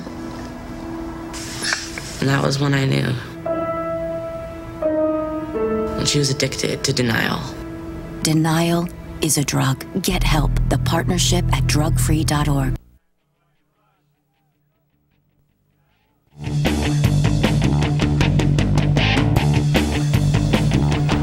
Back at Mingus High School, and quarterback Scott Deaver across the middle, and he finds his intended receiver, Carlos Godina, for a first down reception. Deaver looking to the right side now. Pumps, looking left. Pump fakes again. Now he'll throw. He's got a man wide open and a block to the 20-yard line. Spinning and down inside the 20 at the 19 that time. It's Nathan Hubersey with the big reception. And the police department not wasting any time, JB. Moving the rock right down the field. They're 11 yards from the end zone. Well, just like that, they're getting back in this game. They can smell it. You know, a lot of times they've been blown out in this one, but they're in this ball game. Deaver looking right. Deaver looking to run. Deaver's going to run. He's got a man out in front, and he'll run into the right corner of the end zone for a touchdown. Now, police department right back in it. Boy, he's got good speed. He's got excellent speed to the wait, corner. what are they doing? Going for 2, maybe? That'll make score 24-20. Wait a minute. Wait a minute. Hold your horses. Uh-oh. Got to come talk to the captain. His flags may have fallen off. Oh, they say touchdown. Touchdown. They come over and talk it over with the police captain, Kevin Maury. And Maury explains to him that was a touchdown. You go stand over there on the 40 and put your arms in the air, get a little exercise. Oh, where did his flag fall? I don't know. I don't know what they called on that. Somebody's picking up their flags. It might not have been Deaver. Deaver looking to throw now for the 2-point conversion. Still looking, and he fires it left-hand side. Oh, in and out of the hands of Doug Brown at the goal line, and they'll come up short on the 2-point conversion. 24-20 is our score. 11:33 left to go in the fourth quarter, and we'll come back with the fire department with the ball.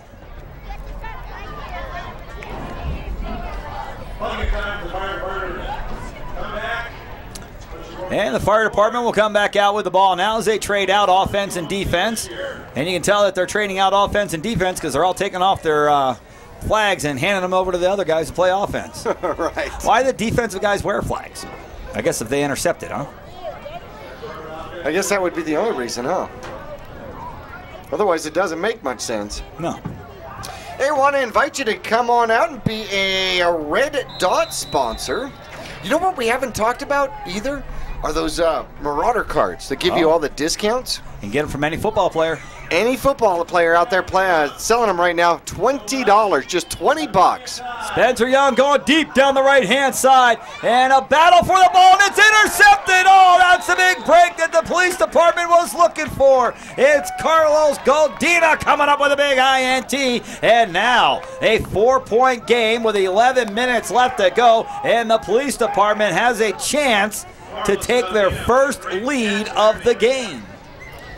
Spencer Young just killed his quarterback ratio. Man, he had 4 touchdowns throwing the ball here in the game, and then that INT. Near perfect. Just, oh man. It's Coach Young. Grimaces in anguish. Where's Coach Young? He was walking the sideline there earlier. Oh, there he is. He's still down the sideline. Well, quite a Must few. have been tough for him this year going and watching the Little League All-Stars and stuff. You know, I mean, he's rooting for the Cottonwood kids because they're going to be his kids soon. But Spencer was the coach of the Camp Verde kids. Right. Oh, Deaver going deep. And it is almost caught for a big gain, but it looks like it's going to fall incomplete. And I think it's Doug Yatsenko, is it? Yeah, Doug Yatsenko. Well, you know, you throw downfield to a former offensive lineman. Doesn't look like it now. I'll tell you what, these Yatsenko kids are looking good, JB. No kidding. Both of them. No kidding. Here's the snap, and Deaver looking to throw again. And now Yatsenko saying, run my way, I'll block for you. See, that's the old offensive lineman coming out. Right. Instead, he'll throw down the middle, and the catch is made by Corby Rice. Rice is out around the 40-yard line. Looks like they'll spot him across to the 41, and the police department is on the move. 9:33 left in the game.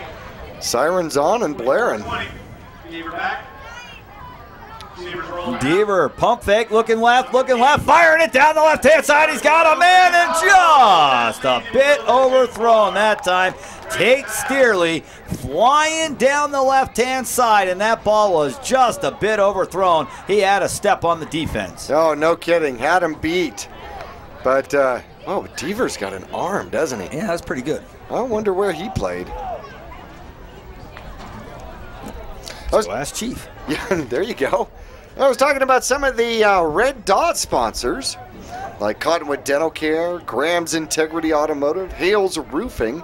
We'll have to talk to them about getting one of those lift trucks again this year. Here's the snap, and looking to throw, goes to the right-hand side. Deaver has a man, and the catch is made, but not much run after the catch that time for Kevin Murray. And Murray will have the game, Murray rather, has the game out to the 49-yard line. 10 yards on the reception. Looks like about 6 yards to the first down. What's up, David? Here's the snap. Deaver rolls to the left-hand side. Deaver looking to run it himself. He gets the defense on the ground, cut back to the outside, trying to stay on his feet as long as he can, and finally knocked out of bounds. At about the 35-yard line, where are they going to mark him? Looks like the 35-yard line of the fire department. So things getting a little testy here for the fire department. They've been leading the whole game. We're down to 9 minutes, still plenty of time left. But the police department within striking distance of taking the lead for the first time. Deaver takes a low snap.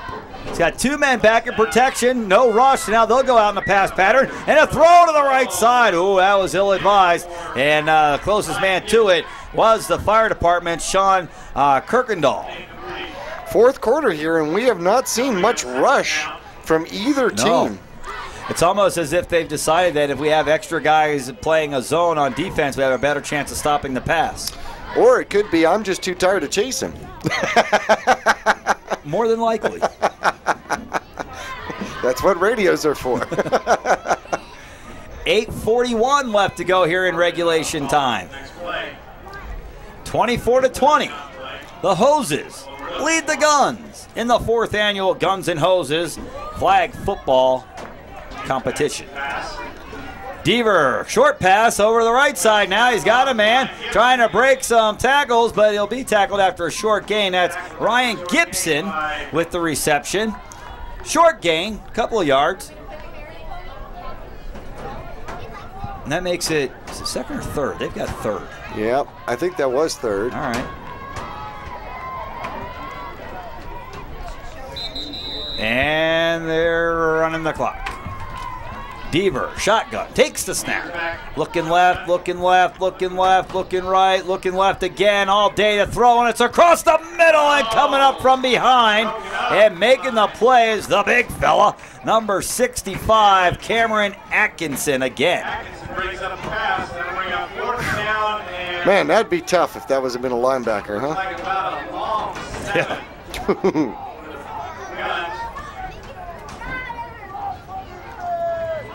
4th down for the Guns. Need to pick up a first. Need about 7 yards. Here's a snap, and yeah, that's a penalty for swiping the ball away from the center. Not sure that'll give him enough for a first down.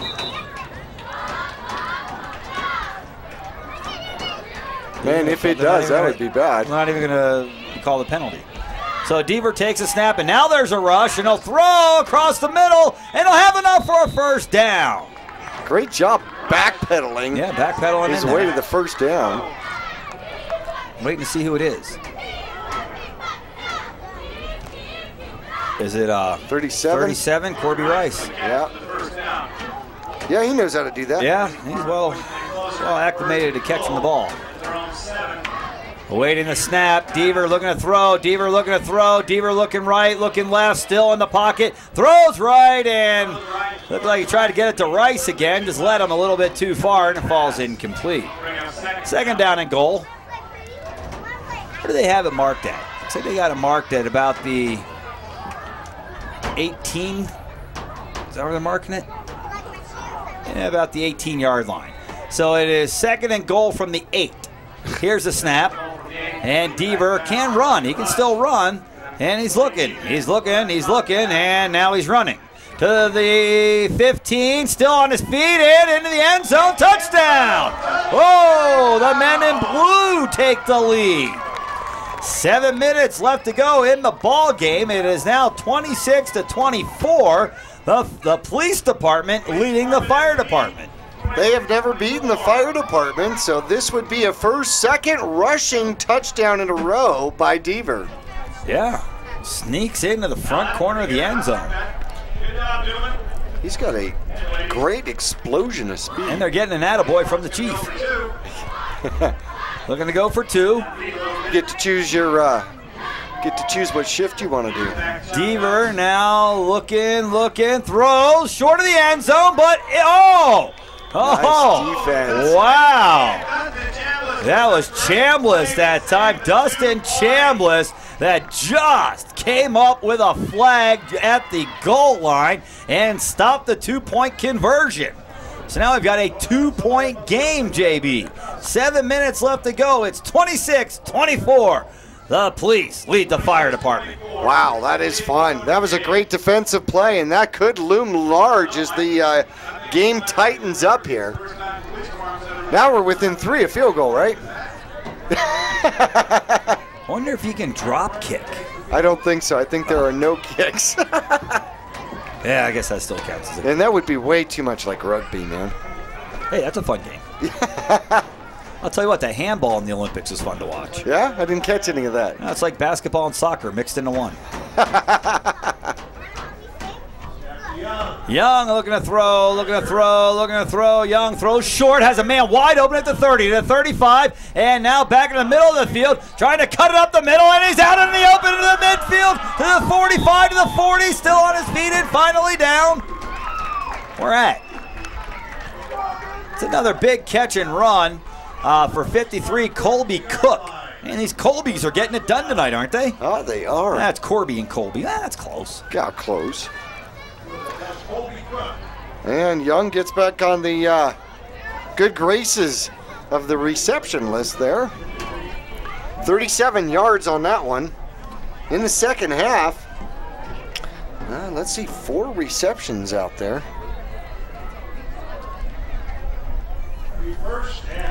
First down and 15 at the 42-yard line, which is actually the 32-yard line. Cook's got 4 receptions in the second half. I think Spencer's looking to milk the clock.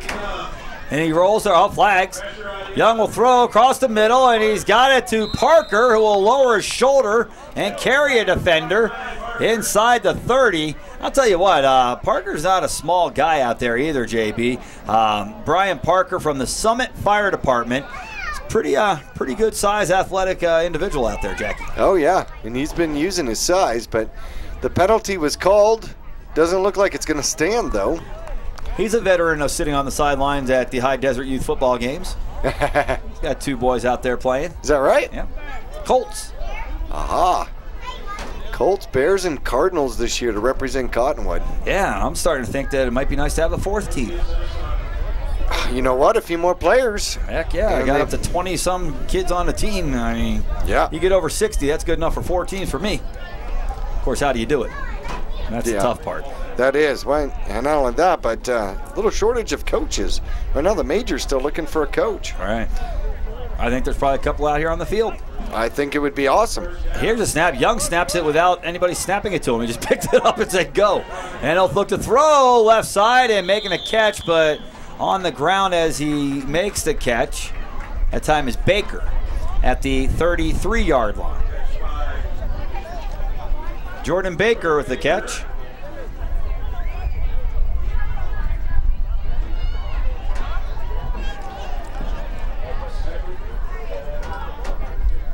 And it will be second down now. Apparently, they've got me confused out here with all this. And do they have to get to the, it looks like they need to get to the 26. They're at the 33. Right. Okay. 80-yard field, want to remind everybody.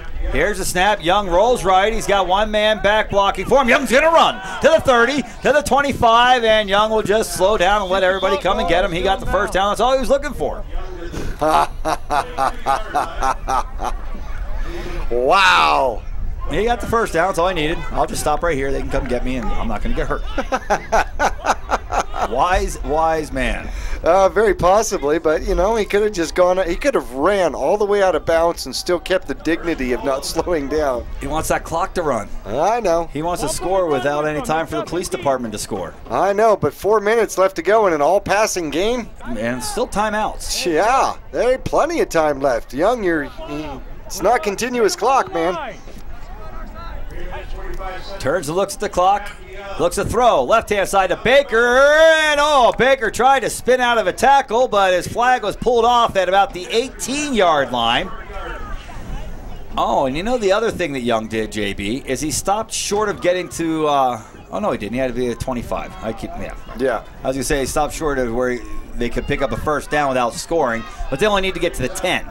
Right. So it is second and goal from the 17. That is so weird that the end zone starts at the 10. Yeah. Clock's still running. Young was milking it, I'm telling you. It's down to 3:10 left. Young looking right. Young looking right.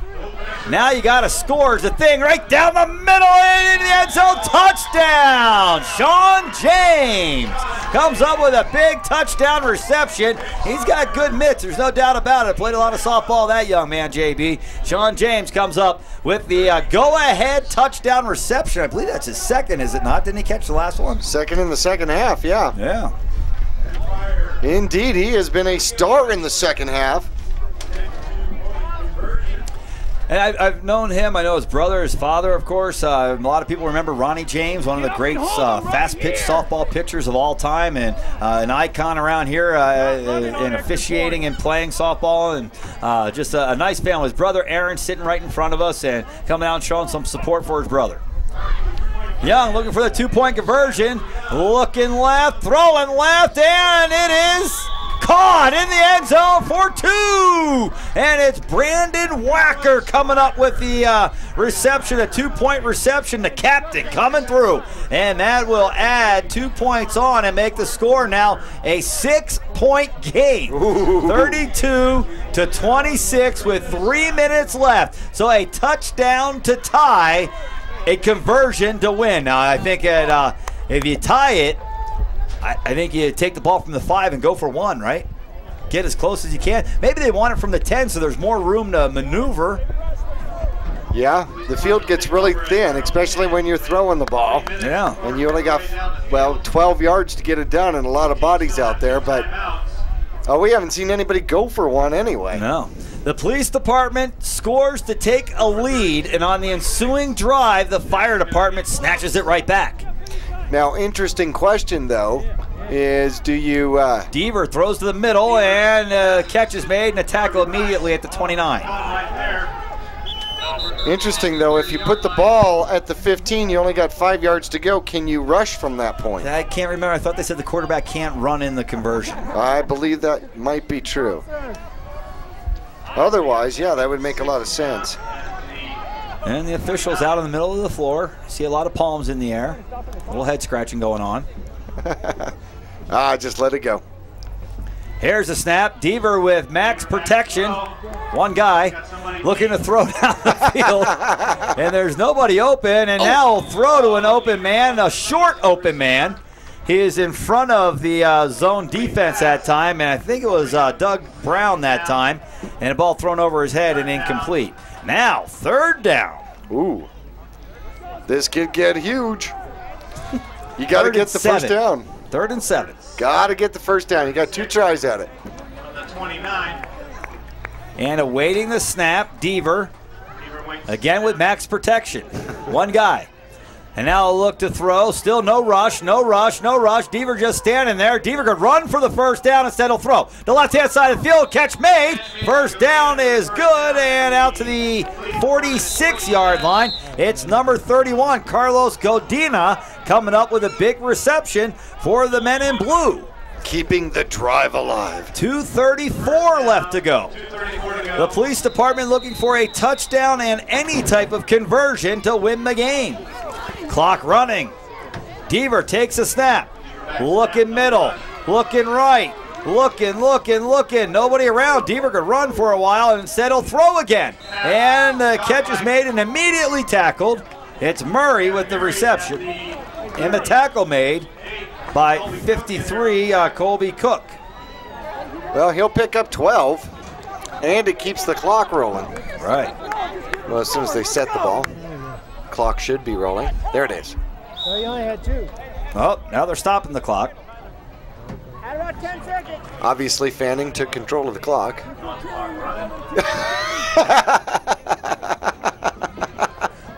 Are there a different set of hand signals for flag football? I don't understand these. I don't know. I would think you would want the clock rolling. I mean, it kind of reminds me of like break dancing or something out there. These guys are hands up and doing little waves, and you know what that was called? That was called pop dancing. Pop dancing. Yes. I remember Pop Rocks. Pop Rocks. Oh yeah, those are good. Not with soda. A handful of Pop Rocks in a root beer.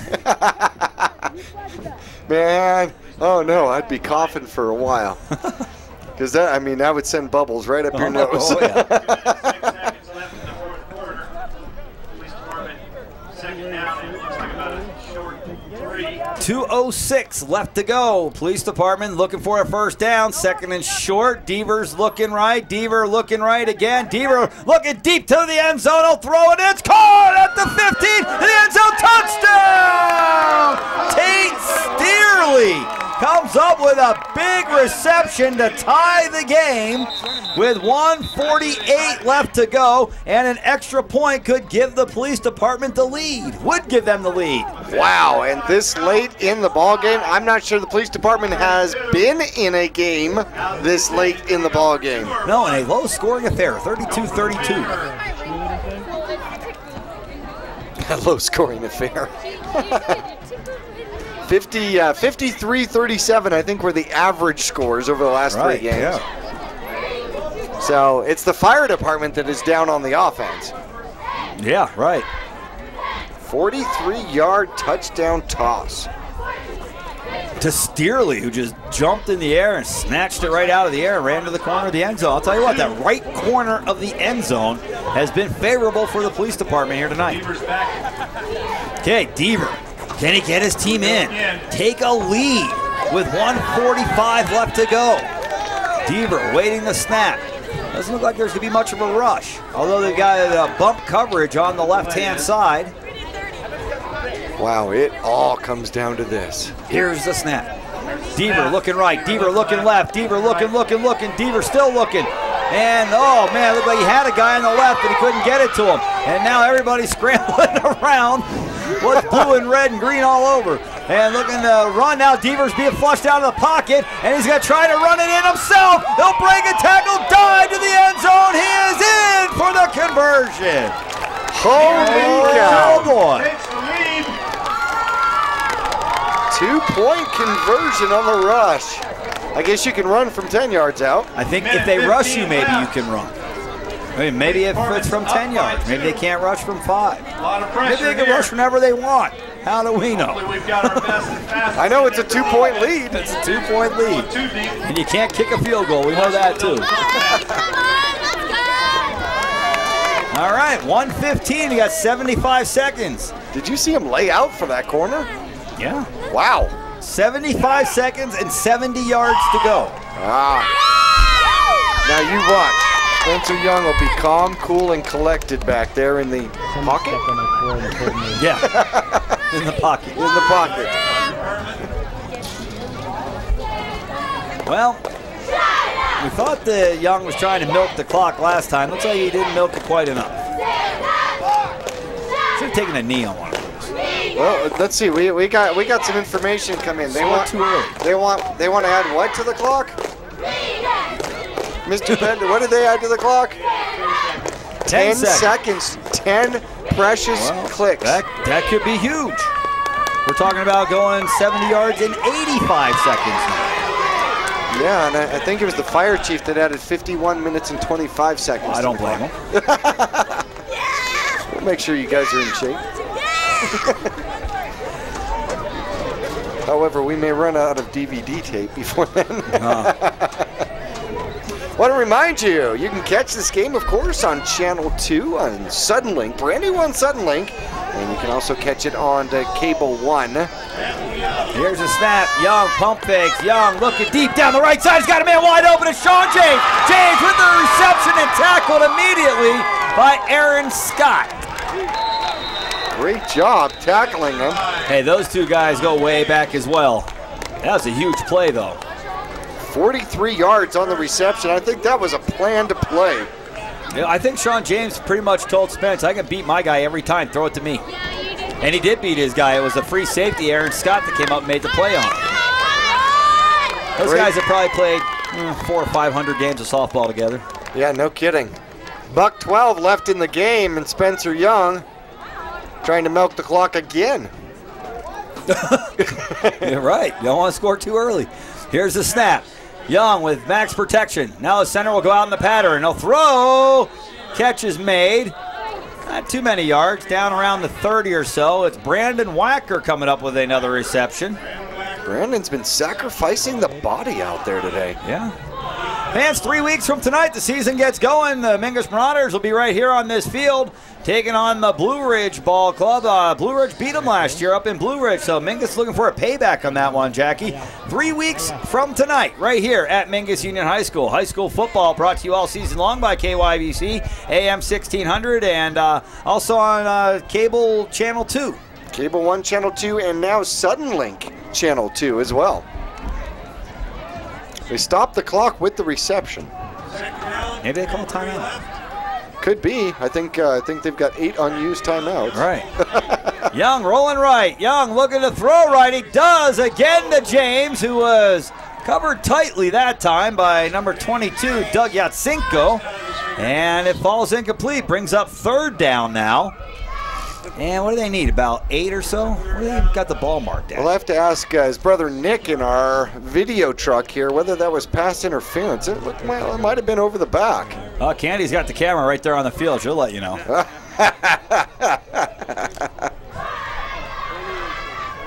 They've got the ball at the 28-yard line. They need to get to the 22. 3rd down and 6. 3 receivers on the right, 3 receivers on the left. 1 center who will be a receiver as soon as he makes a block. Oh, Young's going to run for it. To the 20, to the 15. Young is knocked out of bounds at the 12-yard line. 1st down and goal. Fire department from 2 yards out. 16 yards on the rush. And 50 seconds left. He didn't slow down that time. No. I think he's trying to get out of bounds that time. Hey, look, there's Coach Young on the TV watching his son play out there. Yeah, hey, throw this one in. That's what you do. I told him the last time, don't you dare stop. Bob says, this is old Marauder football here. Watch, he's going to throw it. What?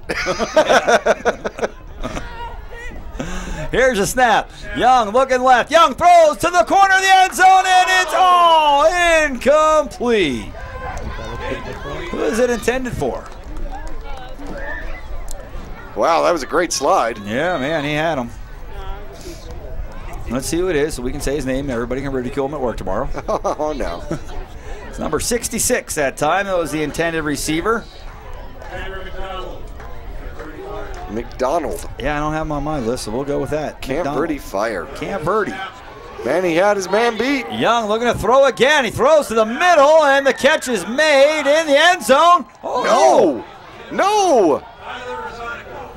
Tyler Rosanico. What's the call here? With the reception, but it looked like he said incomplete, but how could it be incomplete? He caught the ball. No, he's saying no touchdown. No, I think they're going to change that too. Well, let's look at the replay. Okay, here we go, the replay. There's the block. Yeah, it's got to be. Oh, does he pull it in? Pulls it in, and is he in? Yeah, he's in. He's in. Yeah, the ball crosses the plane. Okay, going for 2. 38-34 is our score. 38 seconds left. So the fire department needs to score a 2-point conversion here to give themselves a 6-point lead. So a touchdown wouldn't beat them. Here's a throw, and it's going to be shy this time. Same reception made just shy of the goal line this time. And now the police department has 33 seconds to score a touchdown. If they score a touchdown, they win the ball game. Wow. And boy, I thought we were right to the end of this, 35 seconds ago, 10 minutes ago? Police department will have 33 seconds to drive down the field and score a touchdown. This would be a good time to kick one through the end zone. Make them go the distance. Yeah. They're going to make them go the distance anyways, aren't they? Wow. From the 20-yard line.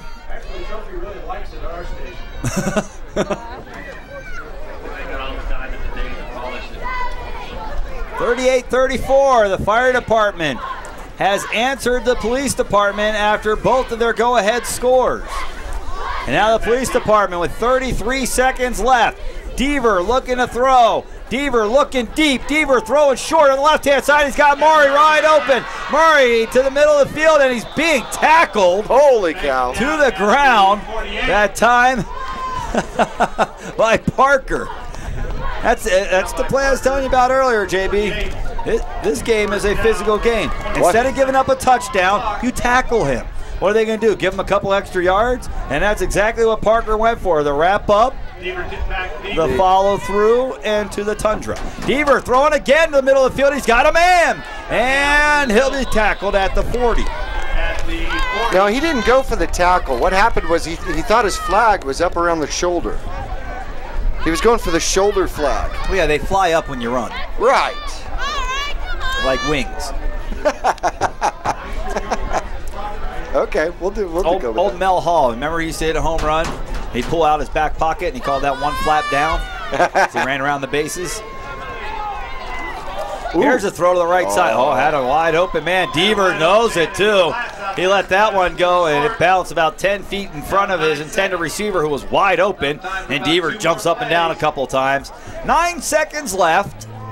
They've got the ball at the 40-yard line, so they need to go 30 yards here, and what would most likely be 2, maybe 3 points. Depending on who's running the clock, they might get a third play in. You can count on that. Here's the throw to left-hand side to Murray, and Murray is still on his feet into the end zone. Touchdown! Wow! With no time left on the clock, the captain, Kevin Murray, comes up with a big 30-yard touchdown reception, and the police take the lead, 40-38. Holy cow, will that be the last play of the game? I don't know. There's a lot of people waving back and forth and pointing all over the place. And oh, they're going to say Murray was tackled at the 21. Oh, ho, ho.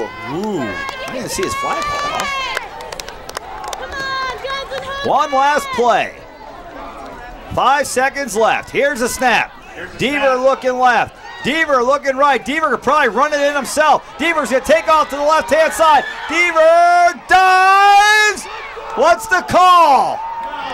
What's the call? Garcia down there trying to make the call. He's scared to call it. Touchdown! And the police department gets the lead and the win.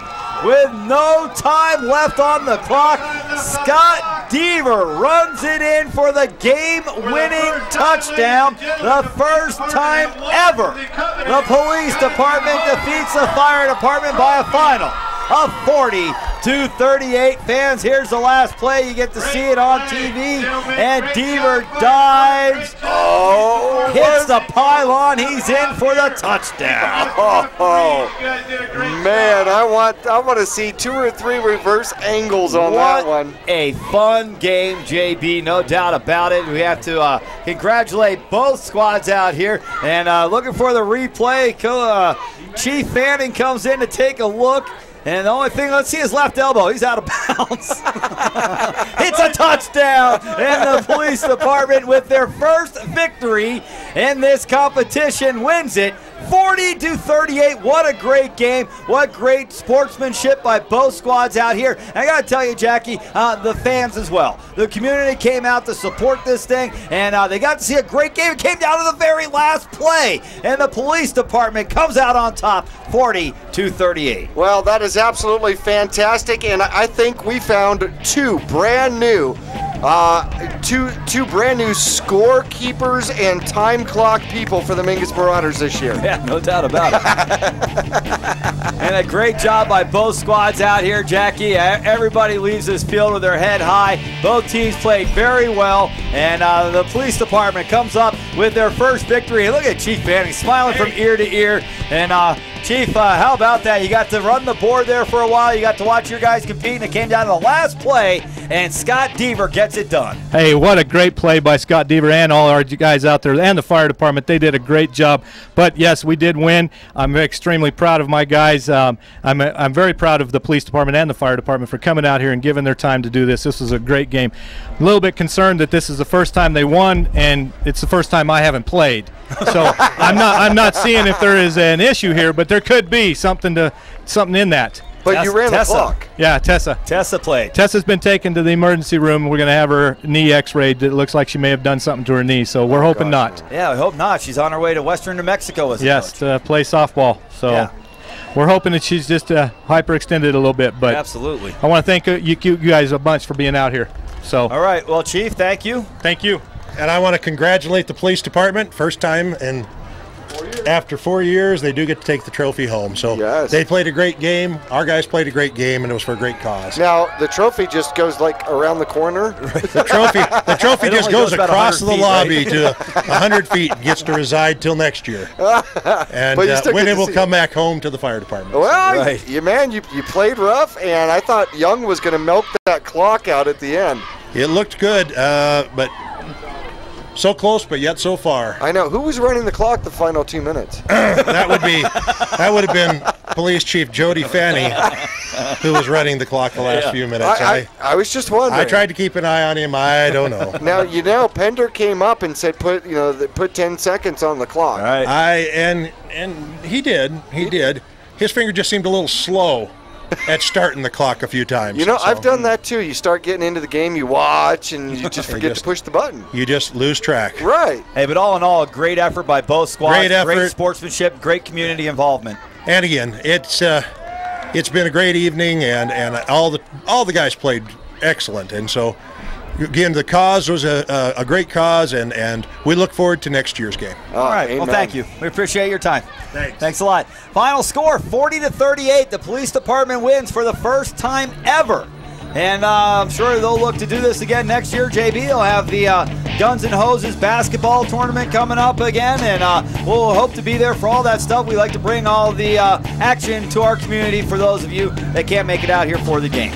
All right, let's take a quick break right here. We'll come back with some final statistics and wrap up of today's 4th annual Guns and Hoses flag football game. We'll be back right after this. Fire can happen at any time. What would you try to save? My family photos. My grandfather's war memorabilia. My dogs. I'm firefighter Brandon Wacker with the Cotton Fire Department. A working smoke detector is your best defense in the event of a fire. Make sure you have a smoke detector in every room except your kitchen. Test them monthly and change the battery once a year. Take the time to save the things you can't replace. My mom's a hardcore enabler. I first realized it when she said we should have a party at our house. Have fun tonight? You ready? She even got my dad to say okay. Lighten up a little bit. They're teenagers. She's so hooked on enabling that my friends think she's their buddy. She doesn't care. Why should I? Enabling is a drug. Get help. The partnership at drugfree.org.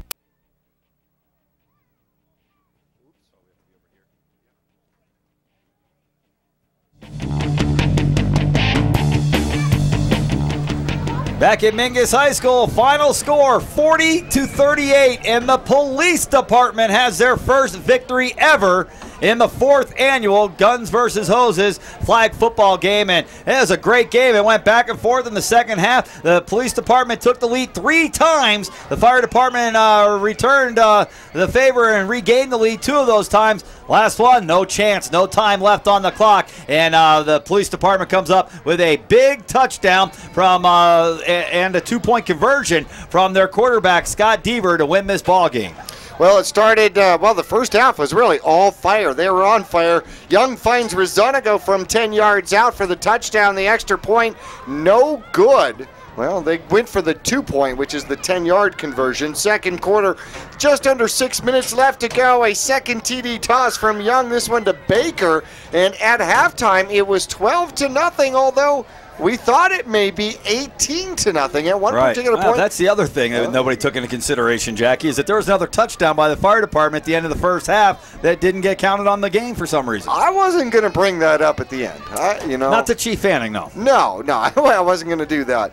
Third quarter action, and let's see. Fire department put the third touchdown back up on the board. A 45-yard bomb. Young to Cook, and it was 18-0 at that point. Police finally got on the board with 7:28 left to go in the third quarter. A 60-yard toss sets up a 10-yard run by Deaver, his first rushing touchdown of the second half. He'd pick up another touchdown, this one throwing, as he finds Rice 21 yards out. The 2-point conversion by Steerley was huge at that point, with 4:45 left to go in the third quarter, and it was now 18-14, a 4-point game.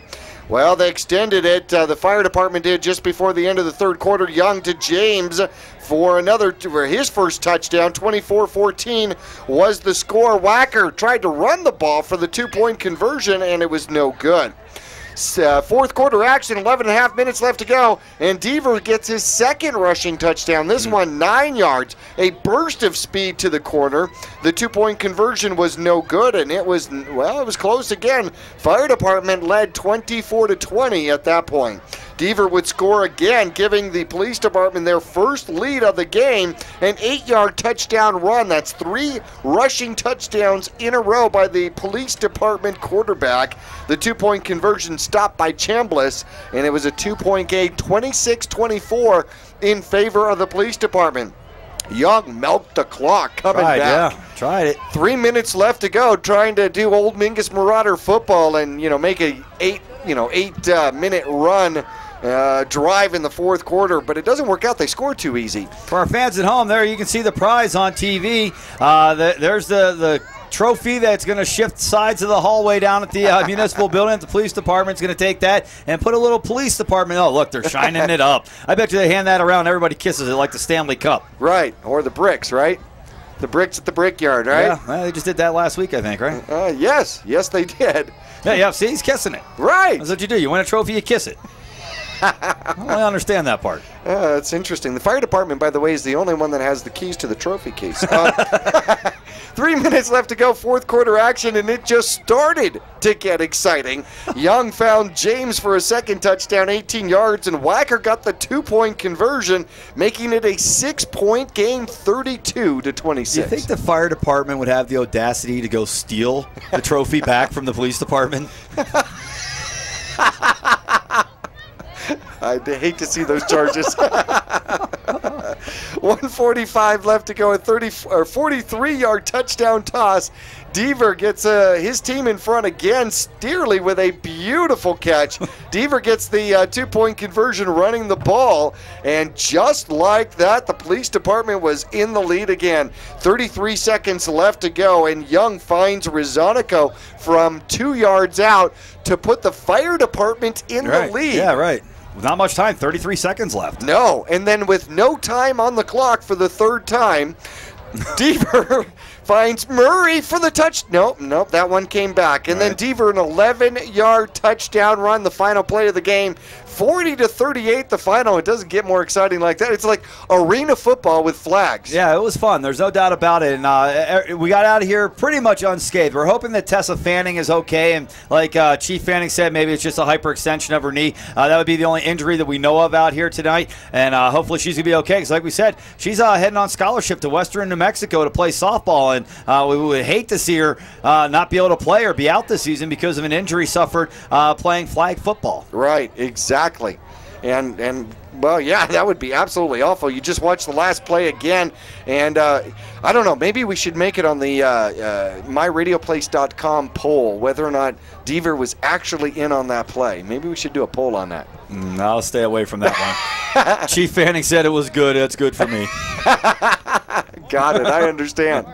All right, Jackie. Hey, Mingus football. Yes. Right back into the action here. 3 weeks from tonight, the Marauders will be at home to take on Blue Ridge. And then 1 week after that, on August 31st, Bradshaw Mountain will be here. First 2 games of the season, the Marauders will be at home. August 24th versus Blue Ridge, August 31st versus Bradshaw Mountain. We'd love to have everybody out here to watch the Marauders, cheer the Marauders on to a victory. If you can't make it, you can always tune in to myradioplace.com. You can tune in to Cable 1, Channel 2, or, of course, KYBC AM 1600, and on the FM 96.3, and that would be about every place you can go to find Mingus Marauder football. That's 4 different places right there. You can go find Marauder football. 5 different places you can find Marauder football. So we'd like to invite everybody out to watch the game. Bring your headset with you. Listen to the game while you're here watching it. If you can't make it out here, be sure to tune in and root the Marauders on from wherever you're at. Right, and now this year you're going to be able to watch it on Sudden Link Cable Channel 2, which means that Verde Villages, Cornville, Camp Verde, Sedona area, all included, get to watch your favorite Mingus Marauder football. Cool. Hey, how about this for a Mingus Marauder quarterback as Young, out here, Spencer Young, goes 26 for 51 and about 363 yards. That's a whole season for a Marauder quarterback. 26 of 51. That is true. Deaver, of course, scoring 4 times on the ground from his quarterback position, mirrors more of the typical Mingus Marauder quarterback over several years. A little Tony Vaca in him. Yeah, indeed, indeed. I wonder if he's heard of Tony Vaca. No, I'm sure. Who hasn't?